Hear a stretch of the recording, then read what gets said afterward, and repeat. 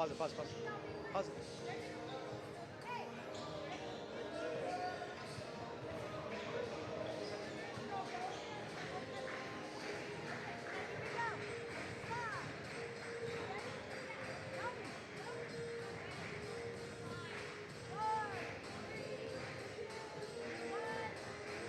Hello and welcome to the Bear Den, where the 10-1 Basha Bears take on the 8-2 Hamilton Huskies.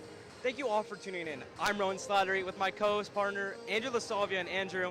After Basha came on top last night, 58-48, extending their win streak 5, and against the tough test, how do you think they're going to stop this dominant Hamilton defense? Indeed, Ronan. This Husky team is great all around, consisting of a great offense with a well-blended defense. They look to be physical while also maintaining high effort. For Basha, they want to be successful from three, limiting turnovers in the midcourt and doing a better job at gathering rebounds, Ronan. Thanks, Andrew. We'll catch up with the injury report with Lucas Bartolotta in a second. But tune in a little bit later. Don't go away. Don't go away. We'll be back in a second as the tip-off goes off.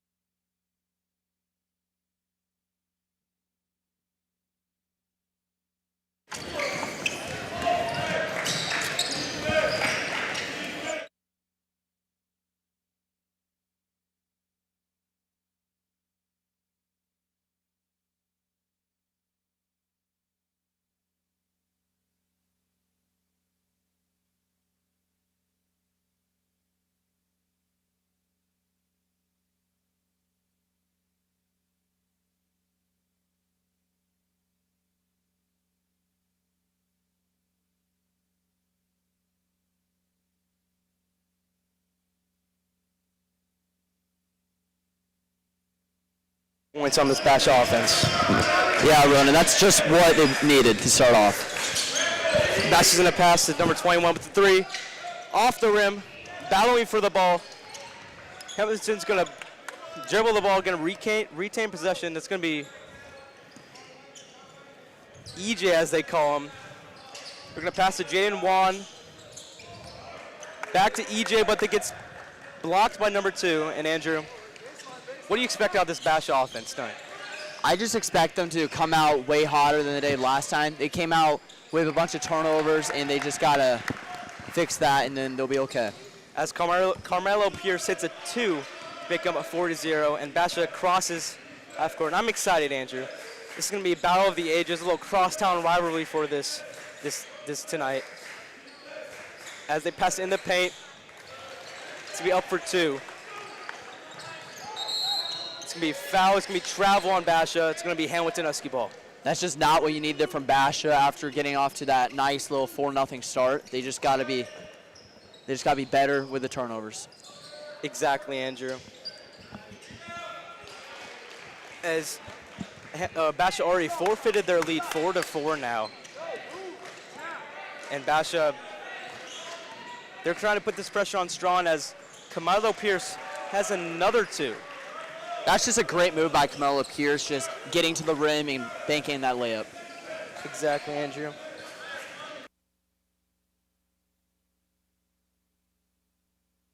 This isn't on.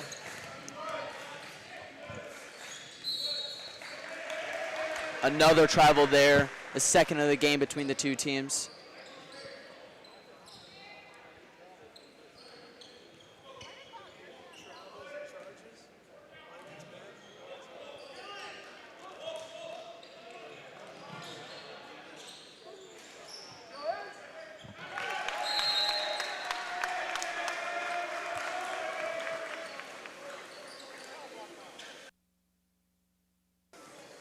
Be a timeout. As we're going to take a short break here.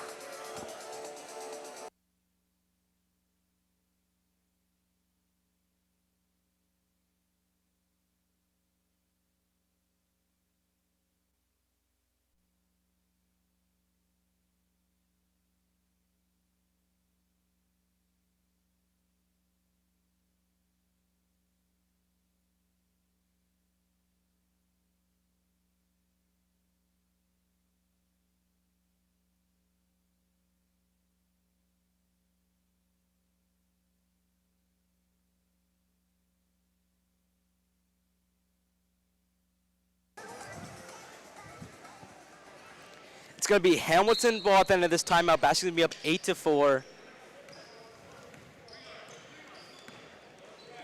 Kevin Kwan with the ball. He's going to pass it up to the center. In the paint. He's going to go up for the 2. Great find there from Hamilton to execute that nice pass in the bucket. Exactly, Andrew. And Carmelo Pierce going in the paint, passing it to Jaden. And Ezra with the 2-point in the. That's going to bring their Basha offense up 10-6. That's a great move there from Ezra. He had a big game on Tuesday.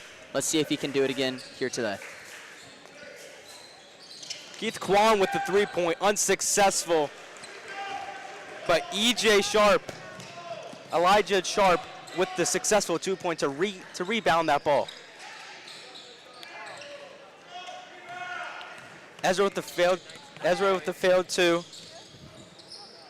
Juan again. And we're going to have a travel on the Hamilton Huskies. He's arguing it, but that was definitely a travel. Just, you got to be smarter with the ball there. And you can't have that you won't have that in the first quarter, don't you, Andrew? Yep. As Carmelo Pierce is going to get the ball. He's getting covered currently on their side of the court. Hamilton really trying to pressure this Basha offense. Ezra in the paint. Tosses it up. It's going to be a foul. It's going to be Hamilton ball. Just a weird foul there. He was trying to chase down the board, just like they said in their game plan, just try and get rebounds. Was unable to do there and gave up a costly foul. I mean, what's your prediction so far in this game, even though it's only been 4 minutes? Well, it just seems like this is too much of a similar start to how Basha started on Tuesday. They're starting slow. They definitely just want to start making their shots while also playing great defense, which they did not do there. Jaden Wan with the 3 to put Hamilton above Basha 10-11. 11-10, excuse me. Booker with the unsuccessful 2. James Pierce trying to get that ball back in, but it's going to be out of bounds. Stepped out of bounds after a great steal, great effort, but was unable to keep his feet in. As a coach, that's the only thing you can ask for, is just effort on the court. That's the only thing you can ask for. As Ben Konov is going to have the ball as he passed it to number 13, Matthias Holland. It's going to be a foul on Basha. That was a great effort right there from Turner, but he brought his hands down and Hamilton forced the foul and was out the line for 2. I mean, even in these early game stages, every point counts because that could determine a winner or loss, especially in that game last Tuesday against Central. Basha barely won by a mere 10 points. Yeah, and the deciding factor in that game was definitely the turnovers and the free throws. The free throws going Central's way, but Basha still escaped with the win. As Basha's going to inbound to Owen French. Trying to push up, blocked. He's going to pass it to the corner. It's going to be deflected off the rim. It's going to be Hamilton ball. As he go for the 3, off the rim, trying to get the 2 on the rebound. They're going to be covered up. But in the end, Hamilton gets that 2.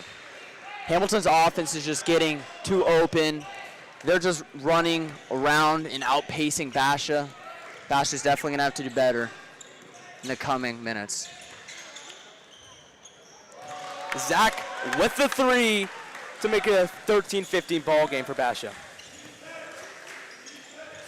As Hamilton passing it to Ben and try to push up.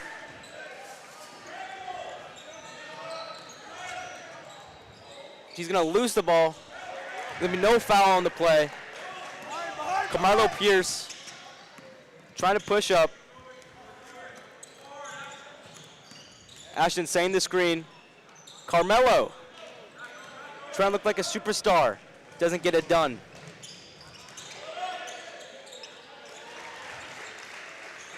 And Jaden Wan with the big body getting that 2 points for Hamilton. Unselfish play there from Holland, passing up an easy shot and getting the assist. And looks like there's going to be a foul on Hamilton. It's going to be Basha ball.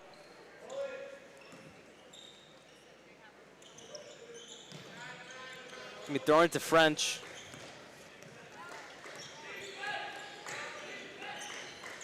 Pass it to Ashton, back to French. To Pierce.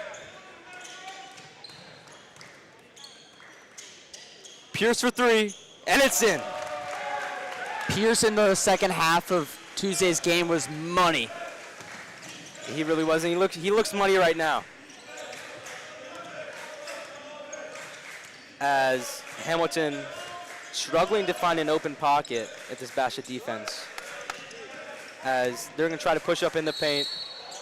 We're going to have a travel on Hamilton. He kind of jumped there, Andrew, didn't he? Yeah, he tried to do a nice little jump through type of shot, but was unable to because of the travel. I mean, I could have done that, but I would have been way better. That's debatable. But okay. It's another conversation for another French day. with the fast break.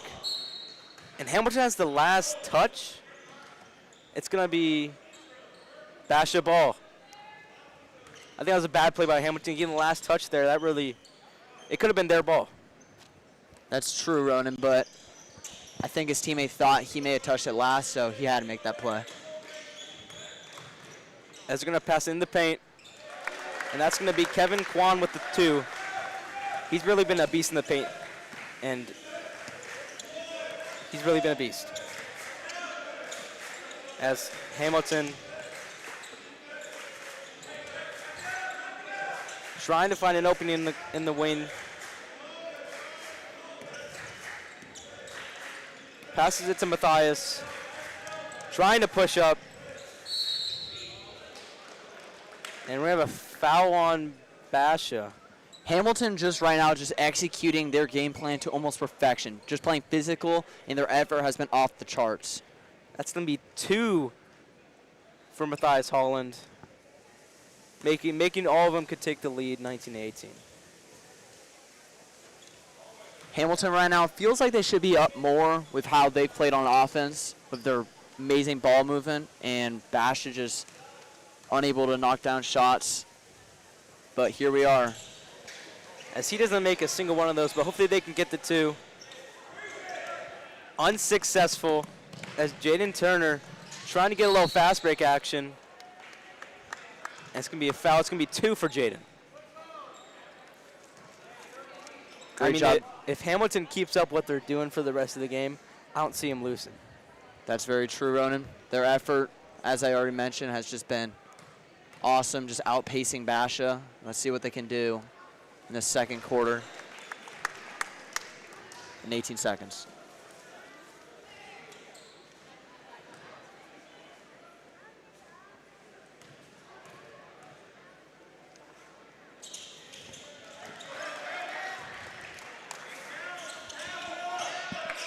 Hamilton going to try and push up with the clock winding down from 15 seconds. Matthias with the ball, trying to push up the paint. Passes it to Jaden. 5. Back to Matthias, trying to get some points before the quarter ends. Jaden doesn't have enough time. That's going to be the end of the first quarter, Andrew. Great defense there by Basha to not let up a shot and was able to keep the 3-point lead going into the second quarter. I mean, let's get a little reflection going on from this first quarter. How do you think it's gone for both teams defensively? Well, for Hamilton, they've just been pretty good on offense. In the opening 4 minutes, they were outpacing Basha, getting everyone open, but Basha was able to respond, and now they have a 3-point lead going into the second quarter. And we'll be right back. Don't turn away. We'll be right back after we take a short break.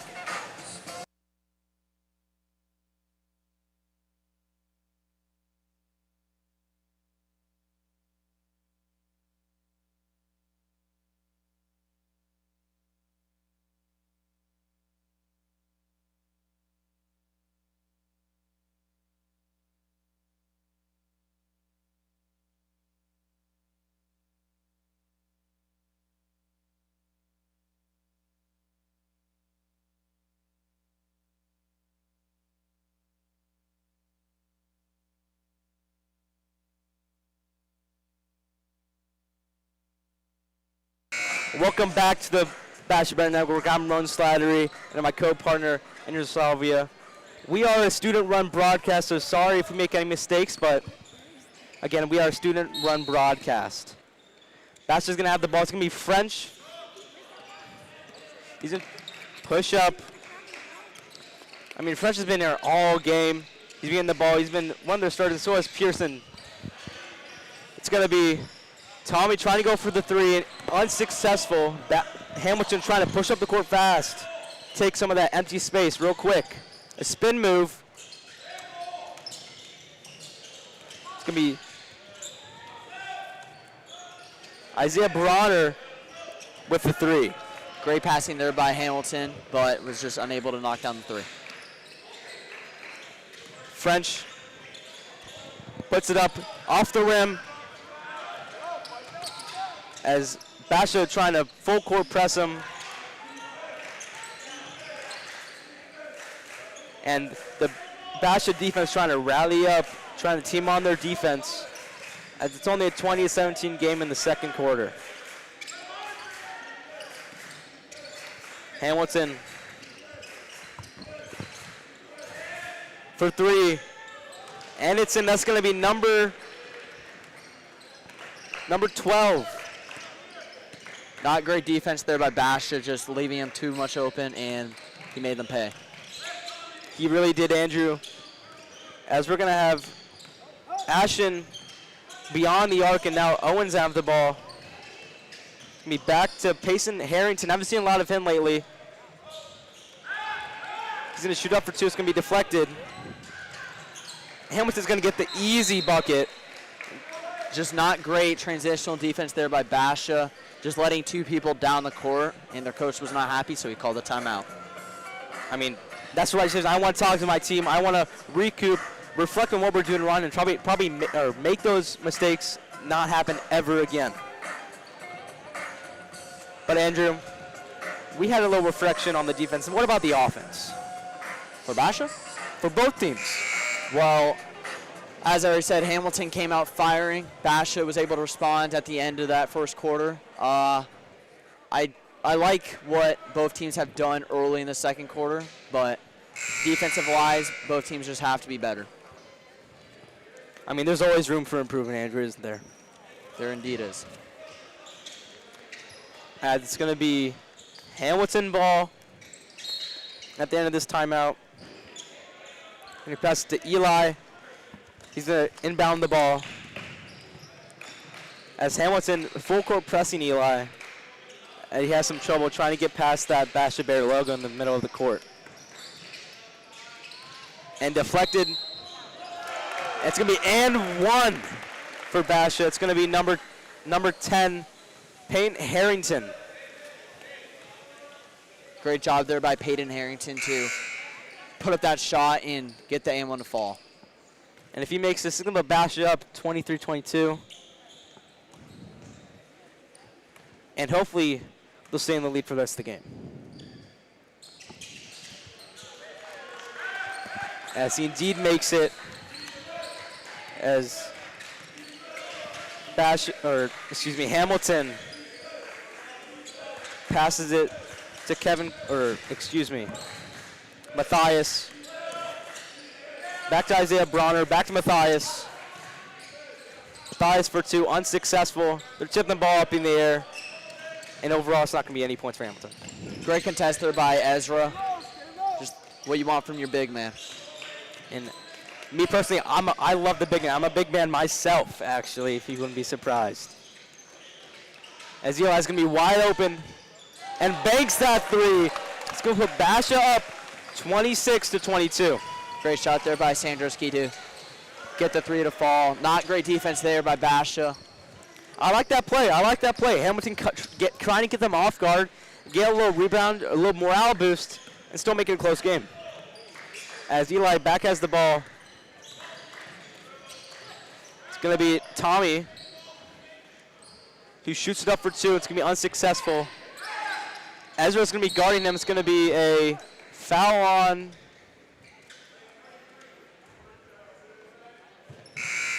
It's going to be a foul on Basha. Yeah. Just not what you want there from Sanders. Another weird foul on his part. He just has to clean up his sloppy mistakes, and he'll be good.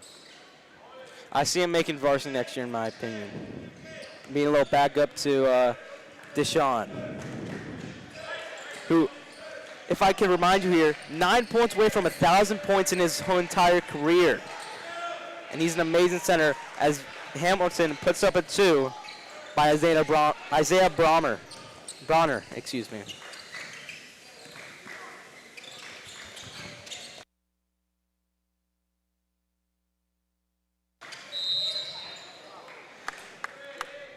That's going to be Pierce. Hamilton's going to foul Pierce. That's going to be 2 for Pierce.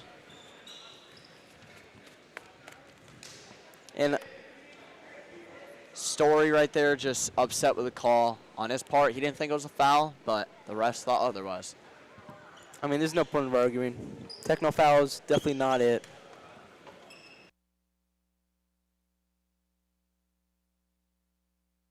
We're not getting power to it, and I don't know why. So I'm trying to figure out why.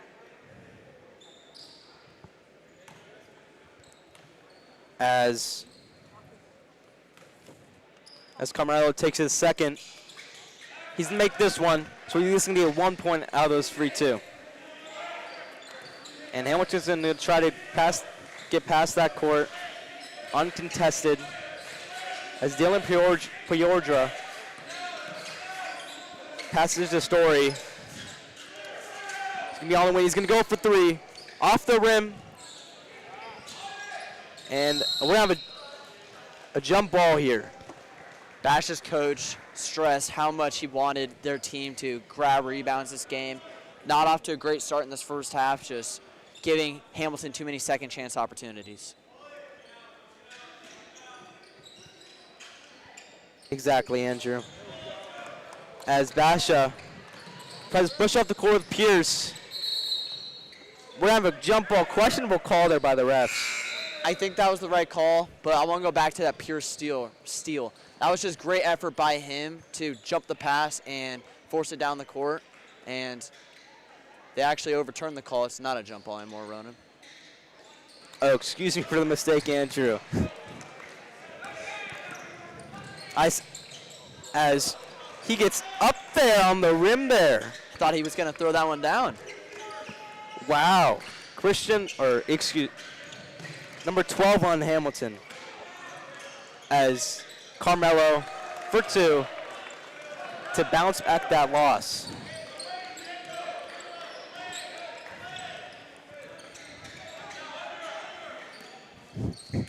And we're going to send it over to Lucas Bartolotta for our injury update.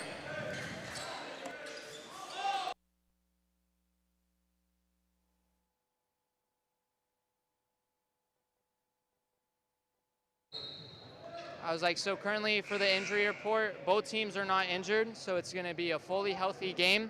I expect both teams to utilize all the men that they have to look out for future game plans changing by the minute.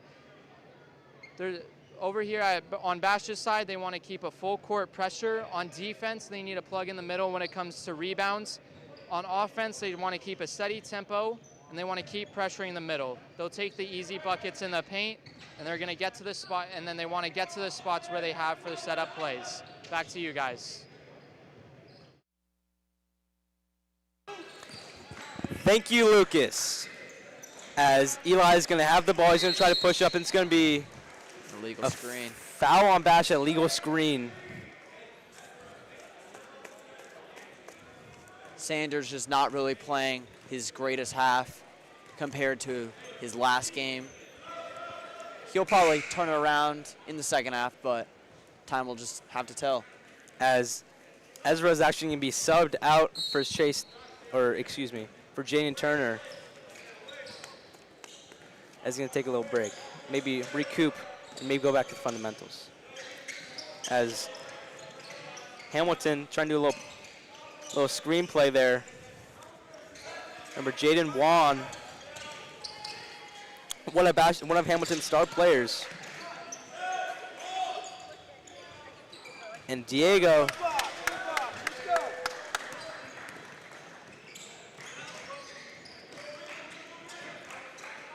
And it's going to be Pierce. Pierce is everywhere. He's going to go for 3. In and out. Almost got that one to fall. Hamilton with the low fast break. They like doing that kind of action, and they're going to get 2 just out of that. I've seen a lot of double clutch layups from Hamilton this game. Let's see if Basha can try and replicate that same success. As they're going to do a little fake pass. People are calling for travels, but they're not. Refs aren't going to call it.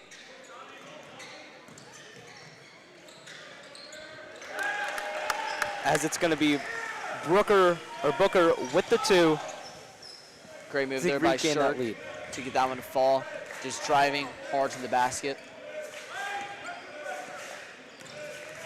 And Hamilton's going to try to push up. They're going to pass it to number 12. And overshot. Seems like he thought his man was going to be there on the wing. Wasn't. And now it's a turnover for Hamilton.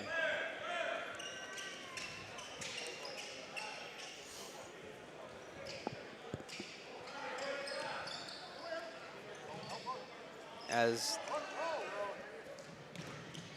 lucky to get that one in there for Basha. Nearly a 5-second violation. And I caught up with Kingston Montague with Basha's best. Let me first say, Andrew, what a guy.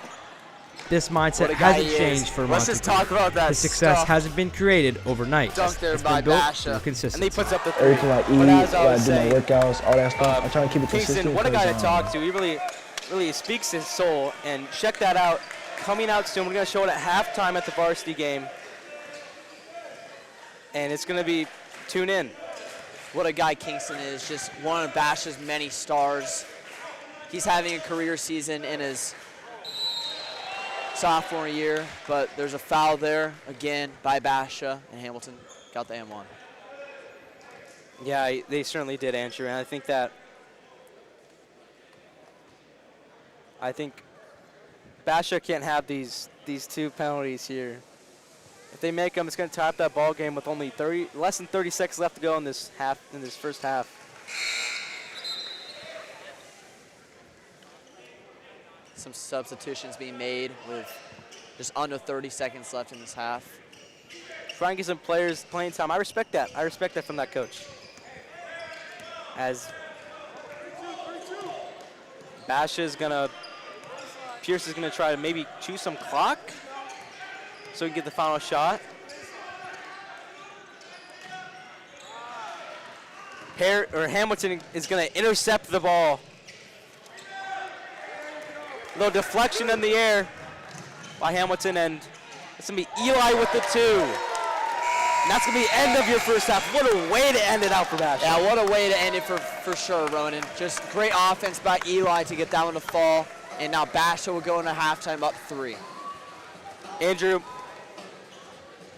if you're Hamilton's coach, even though you're down by 3, what are you talking to your players about? Well, I just want to stress the game plan once more. That first quarter, they definitely showed their physicality and effort. In the second quarter, they kind of just lost some effort, lost some physicality. They just had to get back to what they wanted to do this game, and then they'll probably overcome Basha at this rate. And I think that Hamilton didn't do a poor job at all at this first half. Neither did Perry. Hamilton. I'm just looking. And I'm looking forward to that Hamilton as we're going to toss to Lucas Bartolotta with the halftime interview.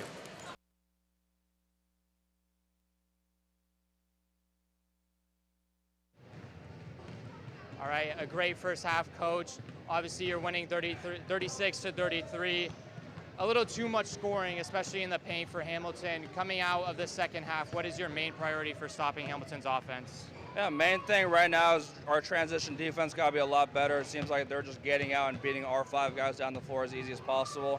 And then just got to do a better job in the half court of seeing both man and ball so we don't get beat on so many back cuts and cutters. And then obviously 36 points, you're up by 3. Your offense, of what I've seen, they're kind of struggling to get down the field a little bit, but once they're in the paint, they feel a lot comfortable. Are you going to expect a lot more out of that, or are you going to tell them just take it slower and keep the tempo going up? Right now, I want to keep the tempo going up. I want more shots for us, so we just got to eliminate some of their easy ones. we need to do a better job of getting into some of our actions just a little quicker for us. All right, thank you, Coach. That's all I have for halftime. Good luck going into the second half. Back to you guys.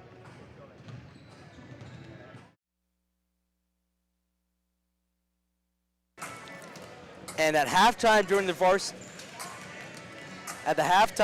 varsity game, Tate Fitzpatrick and Reese Thompson have a little thing that's called Table Talk, where they talk about sports updates and Basha updates and everything above. This episode is a must to watch, with special guests including Jax McDonald and star basketball player Lane Leonard, one of the top 3 on Basha's roster. You don't want to miss it. It's gonna come out later tonight, and it's a must watch. It's a must watch.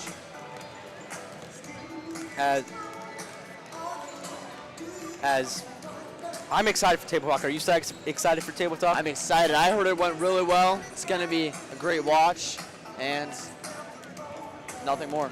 As we're gonna send you away. We'll be back after the halftime.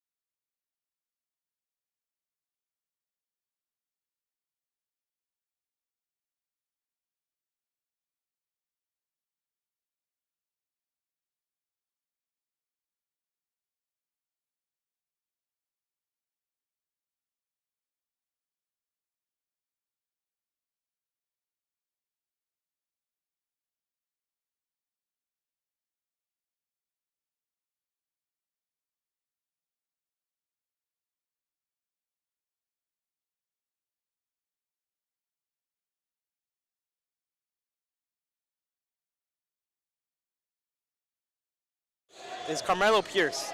He's been everywhere. He's been in threes, twos. He's probably the star of this team as he shoots a three, but it bounces off the rim. Close shot. I would have to agree with you on the star of the game so far. Maybe the star of the game as well has been the officials with all the travel calls, but I mean, not much to debate. But yes, on a serious note, Pierce has probably been the star, just facilitating the offense and getting everyone open and just playing physical. Exactly, and that's what Pierce does. And it's going to be a bad pass. It's going to be Hamilton ball. And Andrew, what are your predictions right now? We know we had predictions in the first quarter, early in that first quarter. What are your predictions now?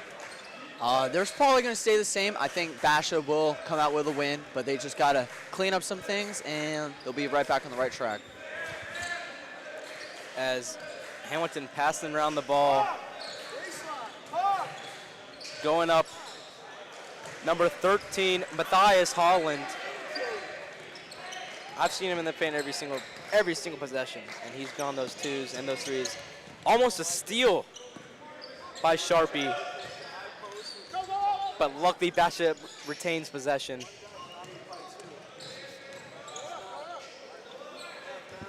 And Love that play there by Tommy to cut to the bucket, see his man, and call for the pass and get the shot to go down. Tommy's kind of acting like that playmaker kind of archetype in NBA 2K, you know what I mean? Mr. MP. Exactly that. You read my mind. As Hamilton's going to pass around the arc, it's going to go for three. Going to be off the rim. And Great Basha's board there gonna by get possession.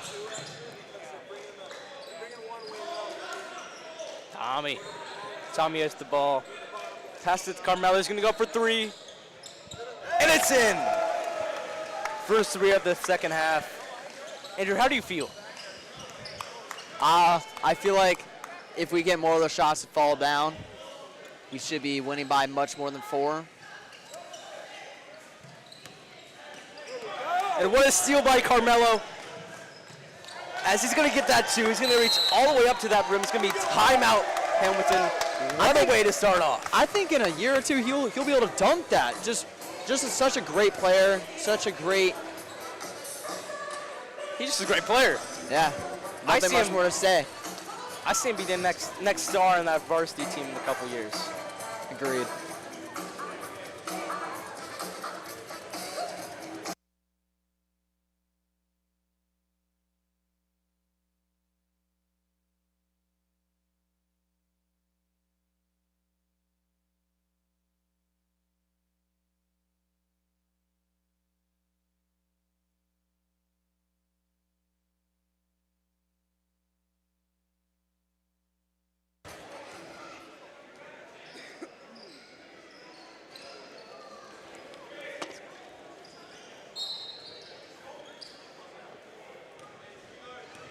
Hamilton's going to start with the ball.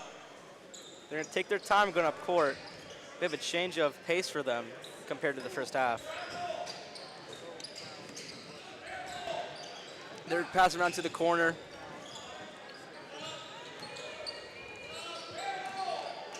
And he's going up for three. They've gotten blocked there. It's really rare to see someone miss that badly. I think he got nothing but net, but it didn't go in the hoop. It's a great way to put it, running. As Looks like your jumper over there. looked like Ezra's. But Carmelo Pierce is going to have the ball now. He's going to be at top of the key. Calling for a screen by Ezra. A little fumbling the ball, but Ezra's going to come through and score that too. Ezra had a rough first half. I just want to see him come out more aggressive, less sloppy, and then he'll be. I think he had a little bit of time to reflect about his actions when he was benched and maybe had a little talk with his coach. I think he's going to be great from here on out. As Hamilton overthrows a pass, Bastion can get possession. Yeah, just not a great pass there. Can't miss a man that open, that badly. He'll be good. Yeah, it's just one mess up. We don't all make mistakes. No one's perfect, so you'll get it next time. As Pierce passes the bear, and a steal. Number 13, Matthias Holland, and he gets the two as Ezra was kind of close there. Ezra almost hawked him down, almost got that block. It was unsuccessful, but nice effort there. As Carmelo Pierce is going to be at the wing. He's going to pass it. Number 22. He's going to go up. Little fake pump, but it's not going to be successful. Number 12 is going to go for three. Off the rim. Try and get the rebound. It's going to be a foul. It's going to be an and one. Yeah, Jaden Wong there just getting the offensive rebound and getting the putback. Basha just has to be better at grabbing boards. This game, they've just been on the bad side. Their coach definitely not too happy as in the keys to the game, he just wanted his team to grab rebounds. Exactly. That's one of their keys was rebounds for Hamilton, and I'd say they're pretty successful on that. As they got a rebound there, but a little pass set them off, and that's Basha ball now. Carmelo Pierce now back to French. A little spin move, and it's going to be two for French. Almost a tough shot that almost went down, but he'll be out the line shooting two. If he made that shot, might have been my play of the game here. That was tough. Could be up there. As French is going to get two off the line.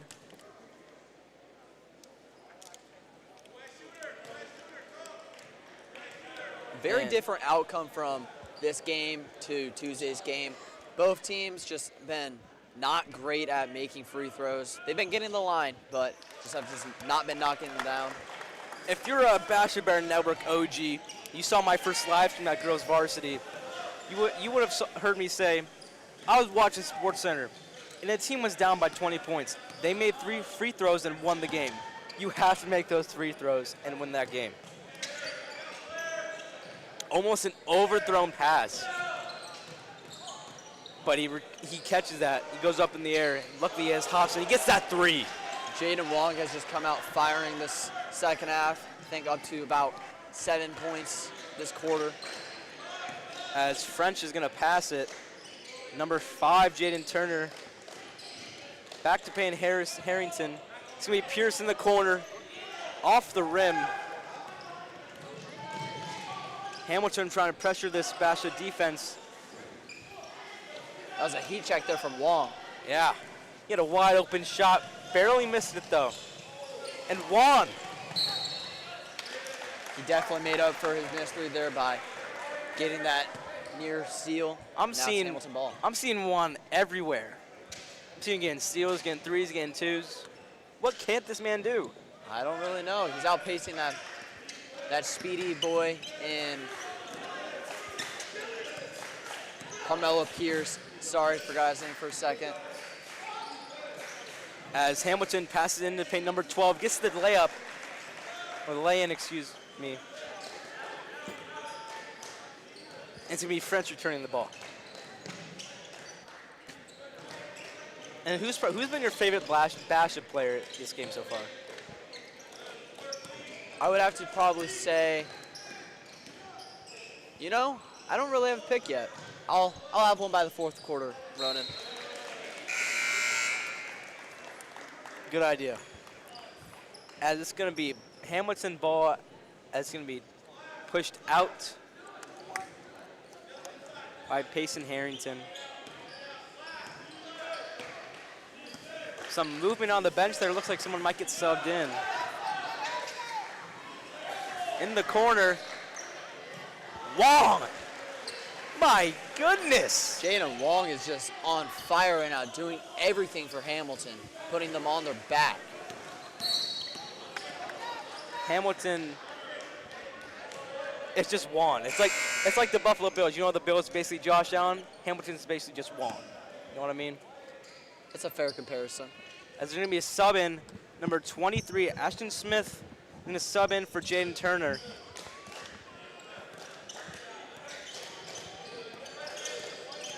And Carmelo Pierce pushing up. And he gets that too. Tough shot there. Tough shot for sure. Finally getting one to go down after this not so spectacular quarter from him. There's going to be less than a minute, ticking down, almost 50 seconds now. Hamilton's got to make a shot before half, or end of this quarter. And we're going to have a travel. How many travel calls have you seen this game? There's been a lot on Hamilton's part, some on Basha's, but Hamilton just has to clean up those mistakes, just costing them. I think if they clean up those mistakes, if they clean up those mistakes, it's in the bag for them. As French trying to push up the court, but it's going to be Eli at the top of the key. Trying to look for something, doesn't see anything, passes it to French. French goes in the paint, gets over the basket. It's going to be Ashton Smith with the rebound and the lay-in. Great move there from Ashton Smith to pump fake and get the shot to fall.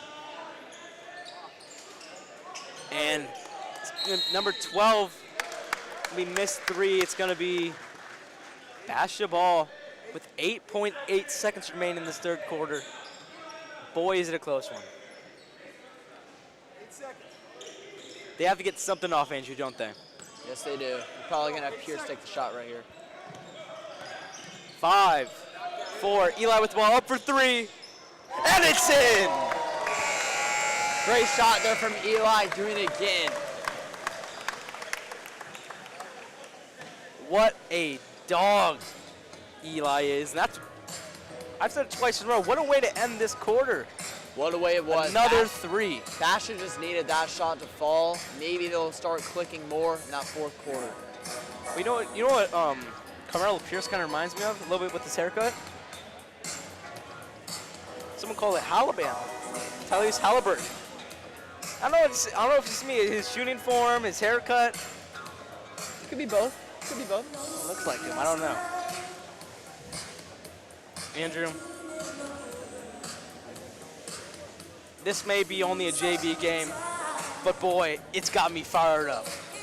Yeah, we've just been treated the last 2 games with just such great defense. I know you're a defensive guy. You stress that a lot. You love your big men, and you've just seen both play really well. And we're gonna, and don't make sure after this game, it's gonna be Tate Fitzpatrick and Jackson McDonald with the varsity game.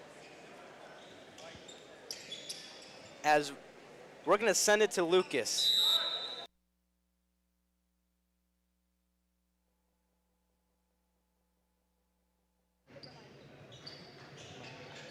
All right, I was like, thank you guys. The defense needs to keep working heading into this fourth quarter. They need to stay at the tempo they're at with this 5-point lead. They need to keep pressuring inside the paint. That's where they keep scoring the buckets. The fourth quarter plan is to stay big. They need to stop letting them score easy buckets in the paint because that was one of their weaknesses last game in which they were just barely enough to escape the win. Back to you guys.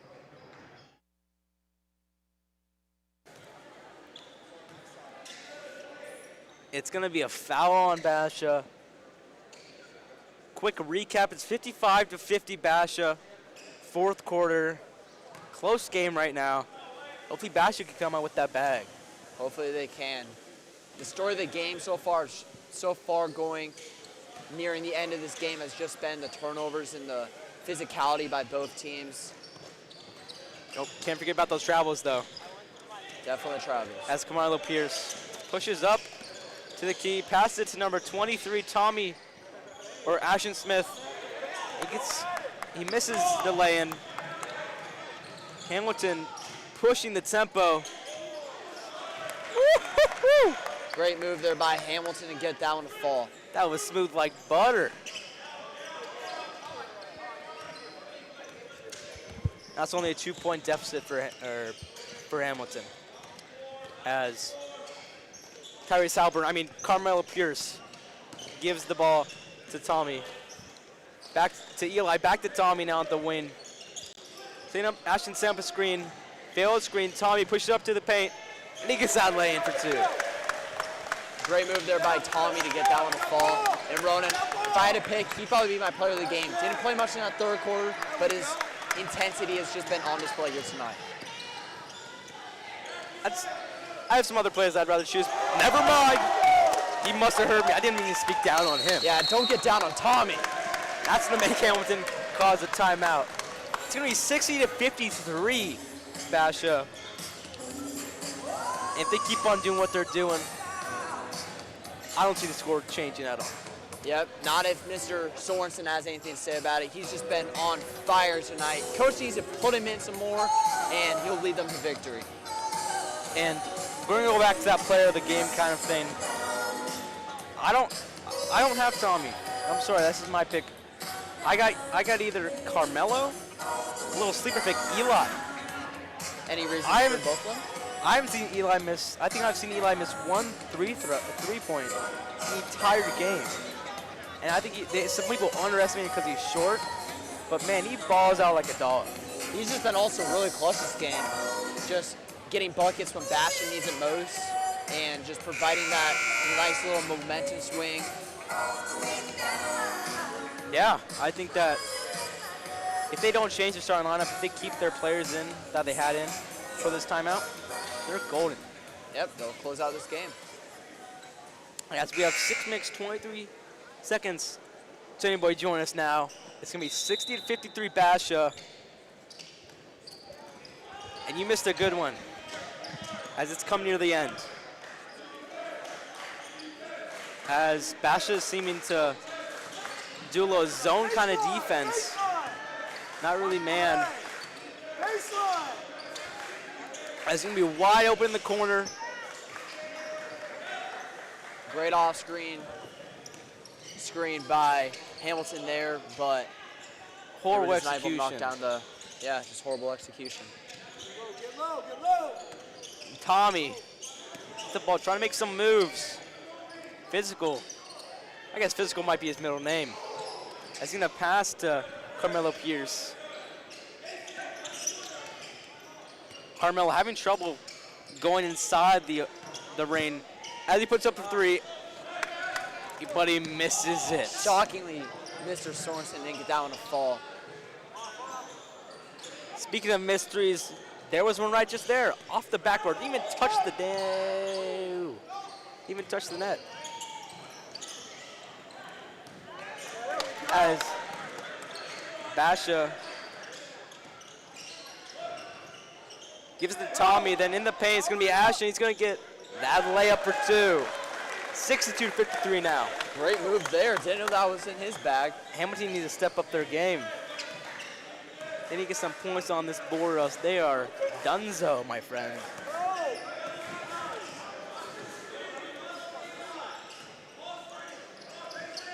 As they're going to pass it around. Number 12, big clutch pair for them in the second half. As he's going to go for three, it's going to be in Payson Harrington. I can tell you like him very much, Ronan. I love him. Best guy on the court right now. As Carmelo Pierce is going to go up the paint. And up goes Payson Harrington.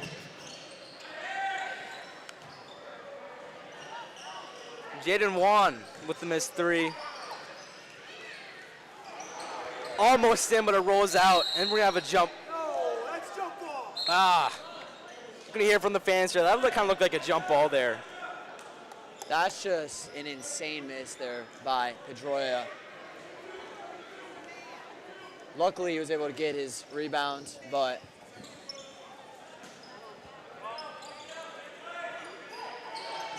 And Juan's open but misses it. Number 13 almost gets the fadeaway. Hamilton struggling trying to get the score. And it's going to be Basha ball. What a deflection. Hamilton's getting stumped right now.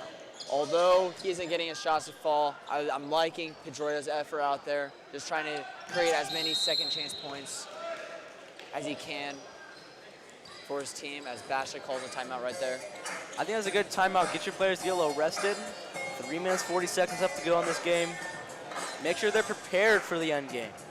and so they can seal the deal, win it, and then give this. Remember, this is the opening show of tonight's doubleheader because we're gonna have Varsity playing Hamilton after this one, and we have Jackson McDonald and Tate Fitzpatrick. What a duo! I mean, probably one of the best commentary crews out there. Yeah, some of the best in the industry. Just a can't-miss game. Just some great stars that will be on display tonight, like Mason McGee, Kingston Moscow, Leighton Leonard, just to name a few. And on Hamilton's side, Trey Terry, can't miss him.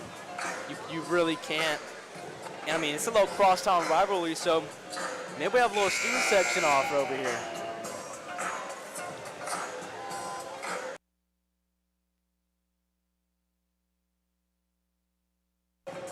Andrew, what are your score predictions for the varsity game?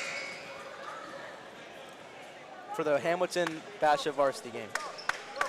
I think Basha will come out on top. I think it'll be a close game, though.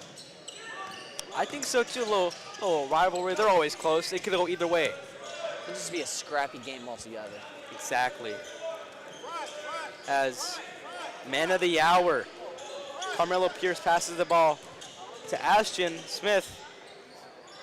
Almost gets the fadeaway. Hamilton gets the ball. Trying to push up the court. And number 12 is going to be fouled. I would say that's a great foul there from Basha, not letting him get the easy layup and make him have to earn it at the line. Yeah, I think that's a really good play, like you said. He hasn't been really on point with his free throws lately. I think even if it's just 1 point, that's 1 point less. Every single point counts. Yeah, maybe he didn't mean to foul, but in the end, it might work out.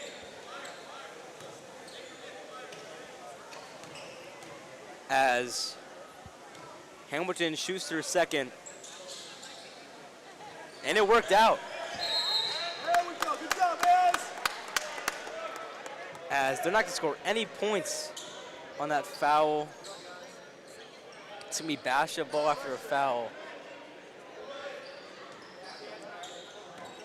Pierce to Booker. Booker loses. Going to be Juan with the ball. Trying to get up in the paint, and he gets that too. Just sloppy offense there by Basha. Just, you can't be turning it over in this close of a game with limited time remaining. Ezra, attack. No. You really can't be. As Ezra sets the screen. As we're going to toss to Lucas Baralata. We'll be back in a second.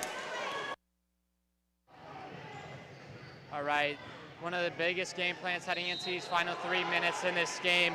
They need to keep driving to the right side of Hamilton. Basha's going to need to stay in control. It's the biggest weak point right now for Basha. They need to stop taking crazy shots. That's what coach focused on. There's no reason to take stupid shots and turn the ball over without scoring. And also with those crazy shots, they need to start seeking for openings. Say, just take the easy points, drive to the rim, get the 2 points, walk out of there, and focus on defense. Back to you guys.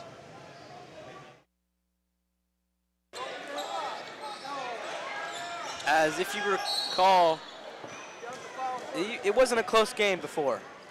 It was 62 to 54. Now it's 62 to 60. Yeah, Hamilton's just clawing their way back in this because Basha's offense just has not been able to hold on to the ball and getting the ball turned over. They just have to clean this up in 2 minutes 30 remaining. They really do. I think if I'm calling a timeout to try to rethink my offensive playbook.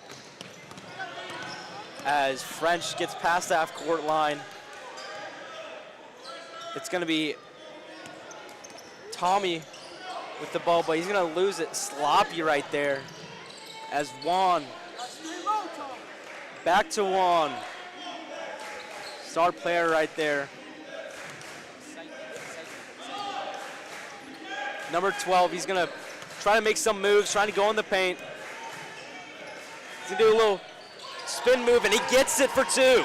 It's going to tie that ball game up. He's just been on point here tonight, just not missing a single shot as Eli. He misses that 3. It's going to be Tommy. He misses that 3. They got to go for 2s. Number 12 Turnover back to Eli. After a long pass, it's going to be a little pump fake. Great move there by Carmelo Pierce. That's going to give them back the lead. Minute 30 left to go in this game. And we have a travel on Hamilton's v. Basha ball. It's just the little things here tonight for Hamilton, just constantly traveling just for no reason. They could be up by way more, or just up in general, down by 2 with a minute 30 remaining. As Ezra Sanders is going to be subbed out for Booker, as they have multiple big men on their bench who are phenomenal at their job. As Tommy's going to get the ball. Get low, get low. As he loses the ball, Fretch is the only defender. And Hamilton's going to tie that up. It's going to be timeout Basha. I don't like what I'm seeing here from this Basha offense. Yeah, What and you just say? from Basha in general, they're playing way too sloppy for just no reason, and have just allowed Hamilton to crawl back into this, and now it's 64-64. And I mean, Basha, only thing I can imagine they're talking in that huddle is to calm down, play a little pass, play a little catch. Don't let Perry or Hamilton get that ball and score more points. Well, now that we're tied, we can't really play soft or just passive at all. Now we have to be smart with the ball and just attack the rim, or even just shoot up threes. I mean, that's definitely a good option as well. As Basha's going to get the ball, they're going to be full court pressuring Basha as they get the ball to the man of the hour, Carmelo Pierce. And for people just tuning in, 64-64 with a minute left to go in this fourth quarter. Carmelo's going to get up to the paint. Probably not a little foul. It's just not been Carmelo's night tonight compared to Tuesday. As Hamilton's going to take it a bit slow. Tommy with the turn. He takes it up. He misses it. You cannot let that happen. You can't make this up. He just missed a pretty open layup. He's just been the MVP of the game. Shocking that he missed that one. Stay aggressive and finish. Referees are going to talk a little bit. Andrew, what do you think that happened? Kind of missed it with all the chaos happening, so I couldn't really tell you, Ronan. Yeah, I couldn't see it either. Fans were too excited. They stood up, and it's going to be Hamilton ball. Something may have happened to where it was just a controversial call, and the refs overturned it. As Sanders checks in. Hamilton has to score here. If they don't score here, they're going to have to foul, and Basha makes those free throws. It's donezo. As Hamilton to Juan, but it's going to be a foul on Carmelo Pierce. Carmelo Pierce. This is not what he wanted there. You can't have that happen in such a tight game like this. 37 seconds to go. Hamilton gets 2 from the line. Not only was that just a bad foul, just because now they're in the bonus, now they're shooting free throws, and this is probably going to end up costing Basha unless they can make something happen. Basha currently have a 5-game win streak, but right now not looking so in their favor that they might lose.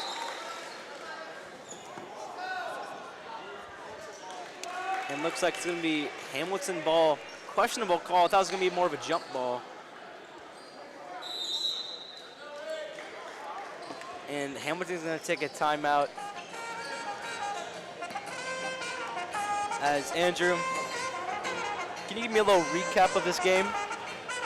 Well, to give you a little recap in just like 10 seconds, this is that turnovers, defense, and just constant pressure by both teams. Hamilton came out firing in that first quarter. Basha was able to respond in the second quarter. Both teams were knotted up at halftime. That third quarter was just mainly just back and forth ball. And in this fourth quarter, it's just been Basha just letting up points after points, and now Hamilton has to lead up one. I totally agree with you, Andrew. I mean, I don't know what Basha is doing. They've blown a lead, and that's going to cost them. They're going to fall. They lose this game, they're going to fall down to 11, or excuse me, 10-2. Hamilton's going to go up to 9-2. Well, Ronan, I wouldn't count out Basha yet. While they have been just playing not great basketball the last 2.5 minutes, anything's possible. They're only down 1. They just got to play great defense right here, and they'll be okay. As Hamilton's going to inbound the ball. Number 15, Dylan Pedroia. Oh, and he gets a little steal action, but he doesn't get it. Juan with the ball. Back to Story. They have to foul. They have to. A little late there on the foul, but they attempt. The reason for not fouling right there early was just so that they can try and get a steal, try and maybe force a turnover. Pierce almost did it there, as you may have reacted to it, but now they had to foul, and Wong has a chance to make this a 3-point game. Juan's been one of their clutch players this game.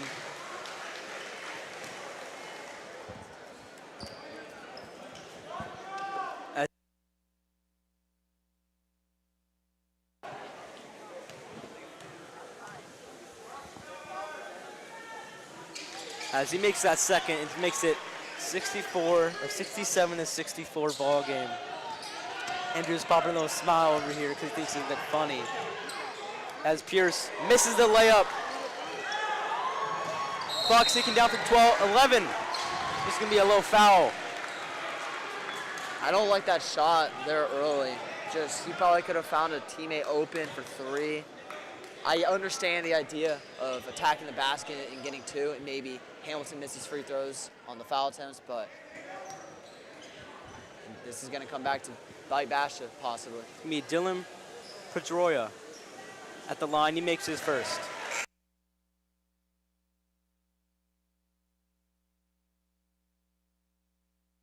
Game.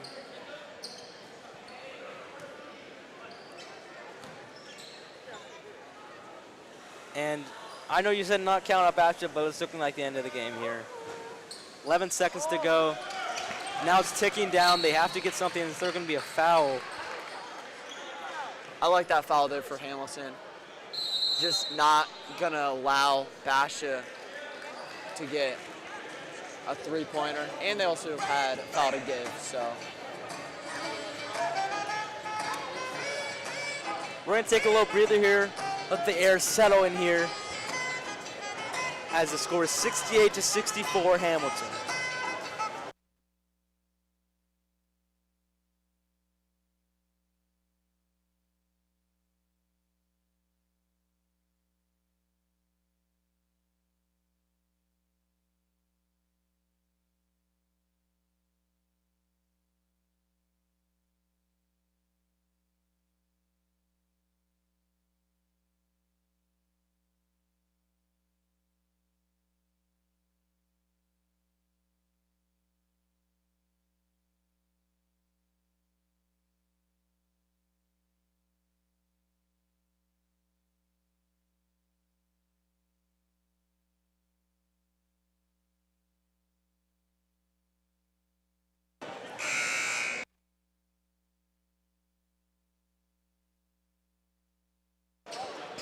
And welcome back to this tight ball game as Pierce tries to get in the paint. He gets the 2. And they get...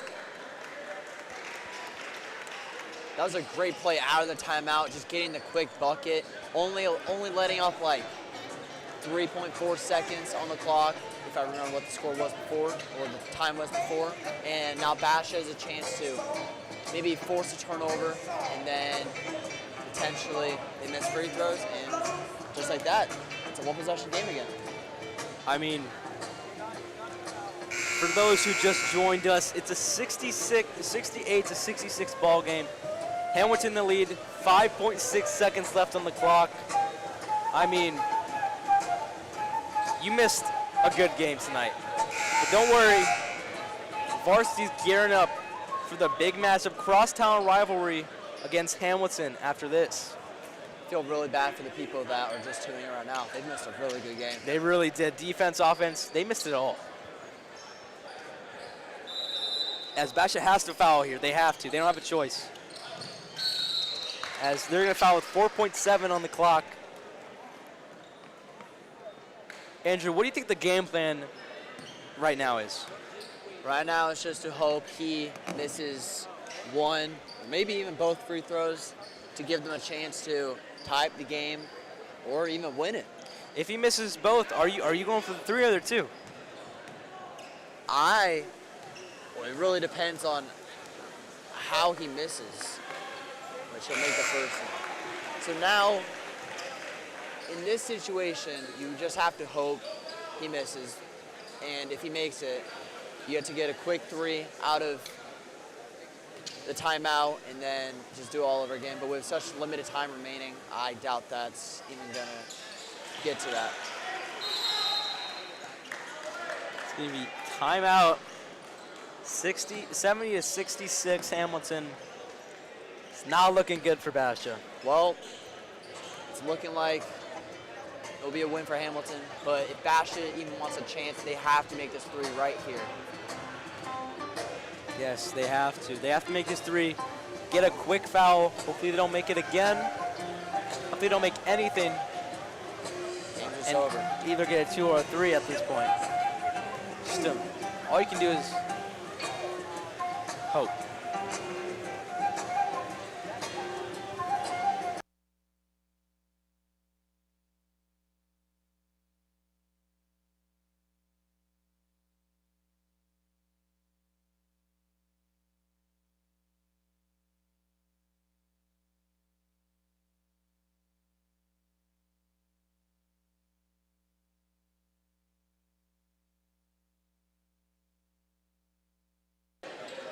As Basha gonna take the end.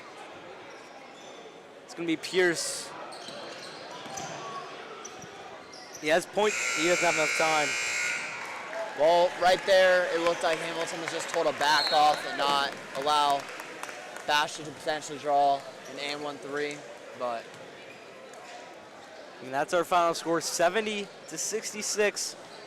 Hamilton, a close game. If you missed it, you missed a lot. yeah, This was a good game. This was just a great game tonight. Basha just wasn't able to execute to the best of their game plan, but they'll come out and try and avenge that loss next week.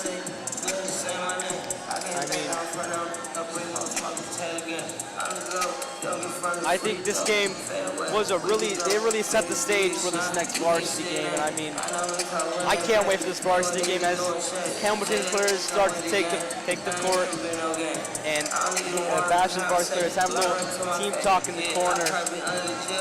And as you see on screen, again, 70-66, Hamilton comes out on top. And that means Basha is going to fall to 10-2, and Hamilton's going to 9-2. I mean, what a game. What a game for both teams. Yeah, well, it was a great game, but hopefully Varsity can come out and redeem our JV team, and hopefully they come out with a win. I mean, Andrew, I kind of like your attire there. What you wearing? And it's just my per usual fit. I like your outfit a lot. What's this? Oh, it's our theme for the game, gold. Woo, little gold rush. Our student section is going to be packed with gold, Andrew, isn't it? And I mean, our cheerleaders have gold pom-poms, and can't wait for this game to start. But Andrew, a little score predict. Can I get a score prediction? Who your MVP of this game was? The MVP of this game for me, for Basha's side, I would probably have to say, it was Tommy Sorensen. that first half, he just couldn't miss a shot, and he rarely played in that third quarter, but that fourth quarter, he shined. He almost brought Basha up for that win, but was unable to do so. I hope he can come out and do the same thing next game. Mine is Eli, number 0. Like I said, an underrated player. He's kind of short. People think he's not that good. He's a dog. There's a dog inside of him. And number 2, I'm actually having 2. I think they're tied a little bit, Andrew. I think I have to go Carmelo Pierce here. He was electric to start off the first half. Point after point, steal after steal. And just a good star overall. I see him joining varsity next year. Yeah, I mean, if he can have that shot fall consistently, he'll be a really great player and a really great addition to varsity next year while Mason leaves. And coming up next, Jackson McDonald and Tate Fitzpatrick for the varsity game of Basha versus Hamilton. Don't leave. It'll be on in just a sec. Thank you for tuning in. Good night.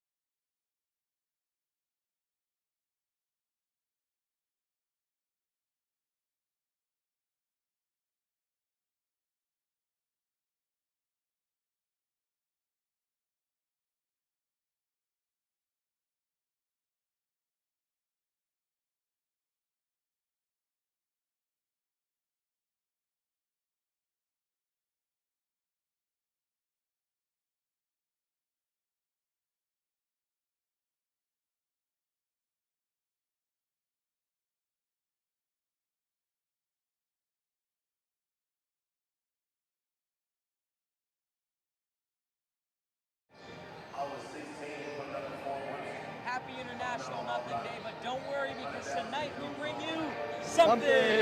High school basketball at its finest. We welcome you to the Bear Den for a matchup between the 11-6 Basha Bears and the 9-8 Hamilton Huskies. I'm David Patrick alongside a partner here, Jackson McDonald, JMcD for short. As you can see, we're repping the Gold Rush merch. A little conservative over there. I got the shirt, hat, and glasses. He's only got the chain and hat. But anyway, we've got a crosstown rivalry for you guys tonight. Jackson, these two teams have very similar seasons so far, with both playing multiple top 5 teams in Arizona. So what are you looking forward to tonight? Tonight we can expect an aggressive match and a high-scoring one, coming from MJ Cole of Hamilton's elite scoring ability and Basha's Deshaun Middlebrook being 9 points away from his 1,000th career. And that achievement is one that only 2 Basha players has ever gotten, Mason McGee and Grace Beckler. 2 Basha legends, I would say, both seniors this year, gonna leave next year. So that's a big accomplishment.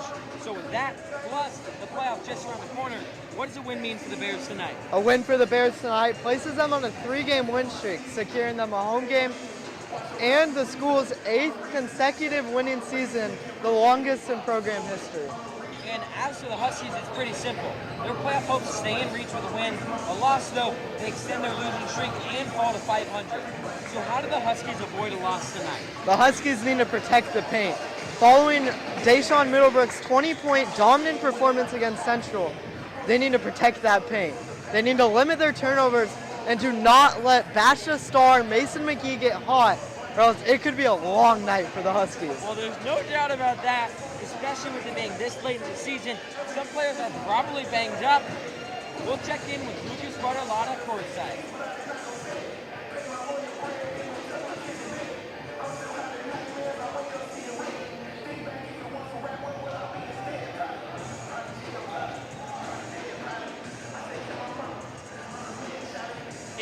As of right now, Basha only has 1 injury, Christian Hernandez, who did suffer a wrist sprain last game. Otherwise, he is also in no dress, so he will not be coming into the game. Over on the other side with Hamilton, they do have no injuries. They have a fully healthy team, and everyone's ready to play when need be. Back to you guys. So as expected, both teams a little bit injured is what I would say if there were any injuries, because both teams are looking pretty clean. Their schemes will be basically exactly the same. So Jackson, what are your keys in this one? The Bears need to pass the ball around. They're yet to lose a game when out-assisting their opponents. The team also needs to get on a better page defensively and play more disciplined, allowing 87 points and 20 fouls against Central on Tuesday. And as for the Huskies, paint presence is key. Defense, securing rebounds. The paint is where they can win tonight. They also need to capitalize on Basha's mistakes, such as their sloppy defense and shooting the ball to exploit it. It's a battle of apex predators, Huskies versus Bears, Hamilton versus Basha. We'll be back right after this.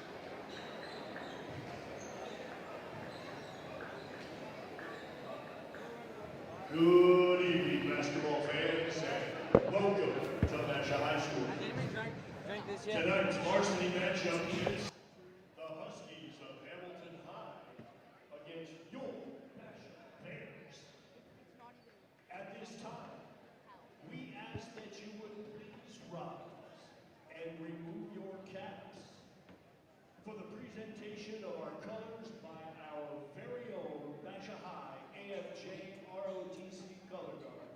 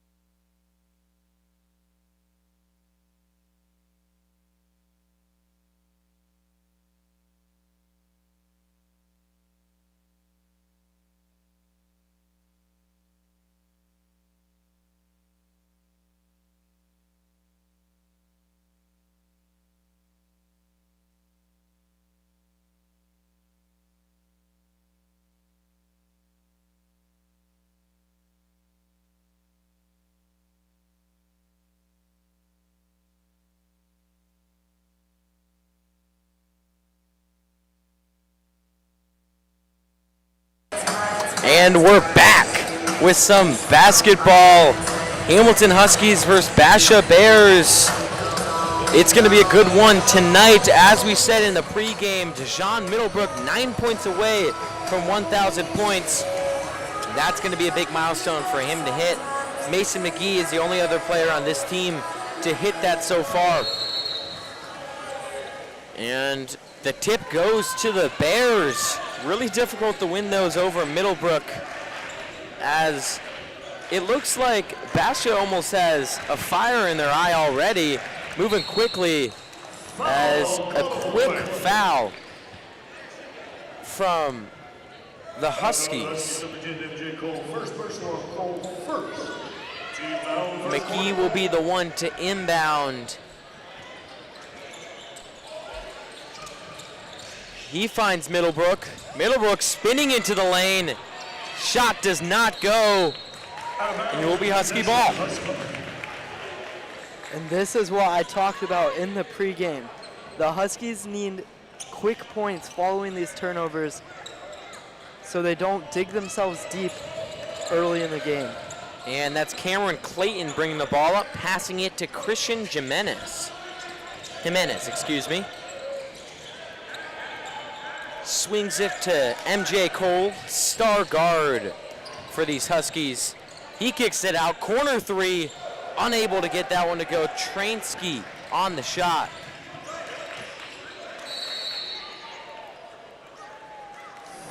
And another foul called on the Huskies. That will already be their second one within 47 seconds in this game. No, we had a great shot there on the court of what you were talking about earlier, the fire in the eyes, especially in Mason McGee. You'll see his little demon eyes, and that's how you know that it's game time. And McGee finds Leonard. Leonard driving in, pull up, hits it. First points on the day go to Leighton Leonard with the pull-up jumper. Jimenez looks to answer. He finds Trainsky, gets it out to Clayton. Some good ball movement by these Huskies early. And MJ Cole, he pulls up for three. Doesn't get that one to fall. Foul called against the Bears, it seems. Their first foul on the night. No, a foul there from Maddox Laser. Pushed him off just a little bit. We saw him get into some deep foul trouble early on Tuesday versus Central. And tonight he'll have to avoid that. Easy inbound for Hamilton, as they're getting everybody involved right now, swinging it across the yard. MJ Cole with some fancy footwork for three. Unable to get that one to go. Rebound goes to the Huskies. Cole misses it again. Rebound by Middlebrook. And the ball game remains 2-0. Kingston Montague pull up, gets it to go. Looked like he might have wanted an and one. And happy belated birthday, Kingston Montague. Yesterday, he turned 17. That's correct, right? Turned 17 years old. He's been a star for this Basha team this year. As Cole's shot doesn't fall, Hamilton gets the rebound. Unable to get that one to go either. Middlebrook taking this one up the court. He passed it down low to Leonard. Leonard spinning. The Huskies trying to keep the pace fast. Blocked by Middlebrook, but a foul.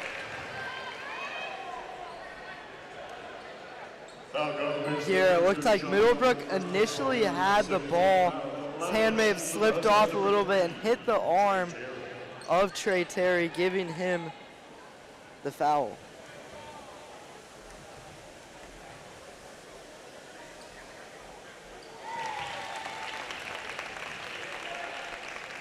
And Terry gets his first free throws. Free throws are essential, especially coming from the brother of an NBA player, Dalen Terry, on the Chicago Bulls. A powerhouse of a family, as that seems. Terry gets the first 2 points for Hamilton. Mason McGee weaving through traffic, jumping into the lane and scoring the underhand layup. And Terry for 3. All 5 points for the Huskies are with number 3, Trey Terry. McGee getting doubled, finds Montague. Montague for 3. He just simply does not miss those. 9-5, 5 minutes remain in the first quarter. Open lane, finds his man, blocked by Maddox Laser. Huskies retain possession. Cameron Clayton has it at the top of the key. Finds Terry, back to Clayton. Easy finish. That is excellent court vision there from Terry. Looked a little bit like your favorite player, Jokic. What a pass. And McGee, a little crazy going in there, gets a shot up, doesn't go, kicks it out to Middlebrook. Offensive boards has been a key thing in this game. As Montague has the ball on the wing, pull up, does not hit the shot from the strip. Terry for 3, and 2 straight misses from the Bears and the Huskies. McGee spinning, jumping in, charge. Ball will be going the other way. That was a great job to get the feet set there and draw the charge. Charge is something the Bears struggled with a lot on Tuesday against Central, getting called 5 times in one game, which is unheard of.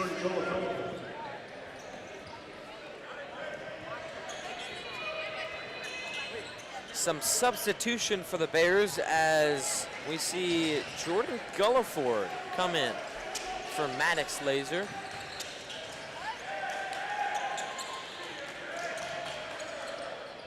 Good ball movement, gets it to Cole, back to Clayton. Clayton for 3. Good board by Montague. As McGee looks to hit the 3, doesn't go. Leonard flies in, but drops the ball. Nate Transky going the other way. Jake Steele, great move, back to Transky. Doesn't go. Offensive board in 2 shots for the Huskies. The Bears already starting to struggle a little bit on the discipline side of the ball. 4 points just over halfway through the first quarter. And 1 more foul and the Huskies will be in bonus. That's not good. We were watching, because the JV game was on before, as that shot is no good by Jake Steele. JV games on before. Make sure to tune into those. They start at 5:30 every time we have a game, so their next one is next week on Wednesday. But the JV game, the Hamilton Huskies JV team only had 2 fouls up until the last 10 seconds of the second half, It was insane, just very good discipline. As insane turn of events, Layton trying to throw the ball off of someone's legs, stays in bounds. Leonard for 3, he gets it over the top, and he looks like he's already looking hot tonight. And, that is an insanely tough shot. Deep contested 3 while fading back. That was a great shot. Man, McGee looked like he was going to pickpocket Coleman. Coleman still comes up with the ball and gets the bucket. Leonard to Gulliford, swinging all the way around to Montague. We know he could shoot. McGee slowing the pace down at the top of the key. He finds Leonard. Leonard for 3. Another one. Another one for number 0. He is on fire tonight. I mean, I don't know how much he talked about it since I'll have to watch it, but you sat down with Leighton Leonard for Table Talk with Reese Thompson. Make sure to go check that out after the game. Just about to say, speaking of Table Talk, got released at 6:30 today, a little bit later than I would have wanted, but we had some technical difficulties with getting it released. But Leighton Leonard is on there for the first 10 minutes. Me and Reese Thompson, he does some stuff for the JV games. Got a little bit of a longer episode. We touch on Basha sports and then do a little bit of our takes on the pros. Very fun. Go and watch it. Jackson even makes an appearance at one point. Bellaford with the inbound. Doesn't. Good defense there by Jake Steele, not letting him get to Leonard for a little bit. And the Leonard-Montague combo is showing why they're so great. Swinging it around. Leonard, third time's the charm, doesn't get that one to go. Nice rebound by Max Mosley, and he gets the 2 points. Or Jackson Moore, excuse me. Read the wrong name. No, the Bears there on that possession did exactly what they need to win games, which is move the ball around. As I said in the pregame earlier, the Bears are yet to lose when out-assisting the other team, so it is crucial to move this ball around. And as you just said, they've been doing a pretty good job at doing so. The only problem, the Huskies seem to have been doing a little better. Only read at 9 points on the scoreboard, but all of them have been assists. They've been really good at moving the ball around. See Griffey Williams there trying to take the ball. Griffey's an aggressive player. He likes taking aggressive shots, playing aggressive defense, and is a great depth and rotation piece for this Bears team. Yeah, and for the Bears, they've gotten a lot of their starters out. Mason McGee and Leighton Leonard. I guess also Maddox Laser. None of them on the court. Only starters are Middlebrook and Montague. Crazy shot goes up by TJ Coleman or MJ Coleman. As great move by Montague. Down the lane, Montague lays it in. Timeout by the Huskies. Bears lead 19-9. A minute remains in this first quarter of play. No, Montague already showing out early. 7 points in the first 7 minutes of play. Elite efficiency from the elite guard, truly making him one of Basha's best. Speaking of Basha's best, make sure to go check that out with Kingston Montague. Ronan Slattery, the play-by-play commentator in the JV game. This mindset hasn't changed for Montague. His success hasn't been created overnight. It's been built through consistency. Everything I eat, what I do my workout. Star sophomore for the Basha Bears. We already talked a little bit about how it was his birthday yesterday. He was really great at answering all those questions, as all the basketball players we've interviewed have been. So I'm excited to see that, as now we got our first update of the night from Lucas Bartolotta. Lucas, what do you got for us?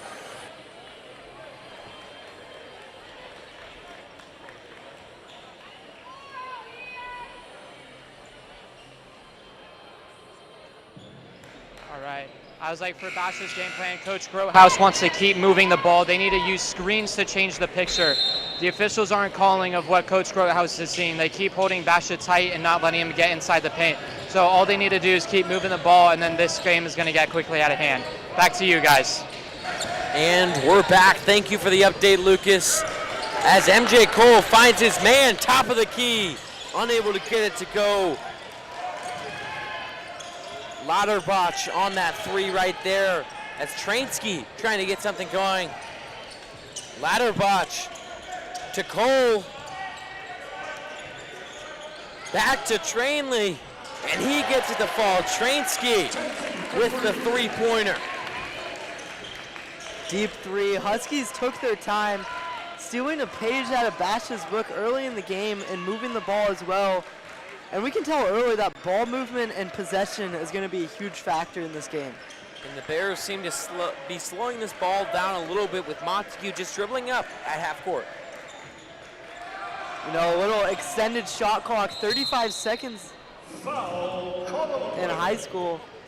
And do you like that foul play by the Huskies there? I do like that foul there. Bears' intentions, from what the Huskies could tell, was to run this clock down until the end of the quarter and give the Bears a last-minute shot attempt to go up almost 10. Both of these teams already had 4 fouls. As Montague pulls up, would have been a great shot if he made it. didn't get it to go. We go into the first quarter break. I don't. That was a really bad way to say that. We end the first quarter 19-12 favor to the Basha Bears. And I don't know if we have a graphic for this, but don't forget to stay tuned during halftime. Jackson, can you explain to us the competition a little bit? So Basha students tonight are able to make paper airplanes.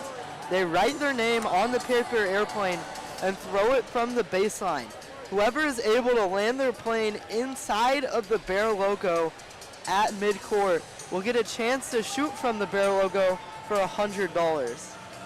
And I mean, two things I wanna say there. So the Bear logo, if only it was on the football field, because if you've seen the size of that thing, it might be the size of this entire basketball court. That thing's giant. But also, we will be commentating that during. We are not taking a break. That is too entertaining to pass up. So I guess we'll be looking in close at these paper airplanes being made on our little monitor with us. But can't wait for that at half. Did you mention that they make that half-court shot? It's $100. We should send you out there to see if you can make it, Jackson. I've seen you do it before. You know, maybe I would say I'm a bit better at shooting those half-court shots than playing in the one-on-ones. You know, took, as we mentioned on Tuesday, a very embarrassing loss to Maddie Smith, who is not here tonight. But next time I play her, it'll be a different story. Well, we could surely hope for that, Jackson. As McGee looks like he wants a little ISO on his side of the court. He gets it, kicks it out to Montague Middlebrook, who's unable to get the three. Great board by Maddox Laser. Basha keeps the ball. No, from that, it looks like the Huskies are trying to keep Middlebrook from hitting his 1,000-point milestone. Just hacking and keeping him stuck on the ground and leading the ball out of bounds. And my goodness, Leonard! What a layup by Leighton Leonard. As he gets to double digits, we'll send you over to Lucas Bartolotta on the sideline. Towards the end of the first quarter there, Coach Grotehouse knew something that the Hamilton defense did not know. All the guards are staying back, so he's telling all the guards to keep moving forward, try to grab the rebound and run. Pick up the garbage that they keep leaving behind and quit giving Hamilton back the ball. They also need to know your personnel, know who's guarding you, and you need to know who's on you. Otherwise, this game could get out of hand quickly if it's just they don't know what they're doing. So thank you guys, back to you. Thank you for keeping us posted on all these updates, Lucas. As we just saw the Huskies go down and miss another shot as McGee runs into the lane. Foul called against Hamilton. Just say, on that end, it looks like the Huskies were playing a little bit of hot potato, but Waterboch was not able to pick up that ball, trying to avoid the travel violation. Not too sure if his teammates originally picked up on that, which caused the confusion. As this one is inbounded to Leonard. Montague trying to draw a play up, it seemed. Dunk by Maddox Laser. The slam to get the Bears up 11. And this Basha offense has already been explosive this game. Typically, we've seen them. MJ Cole doesn't get it to go. Continue, Jackson. You mentioned the Bears being explosive. They've really picked up their offensive production from these last two games. McGee! There it is. From the top of the key. That one will be a 2, not a 3, though. And Mason McGee, what a game he has played so far.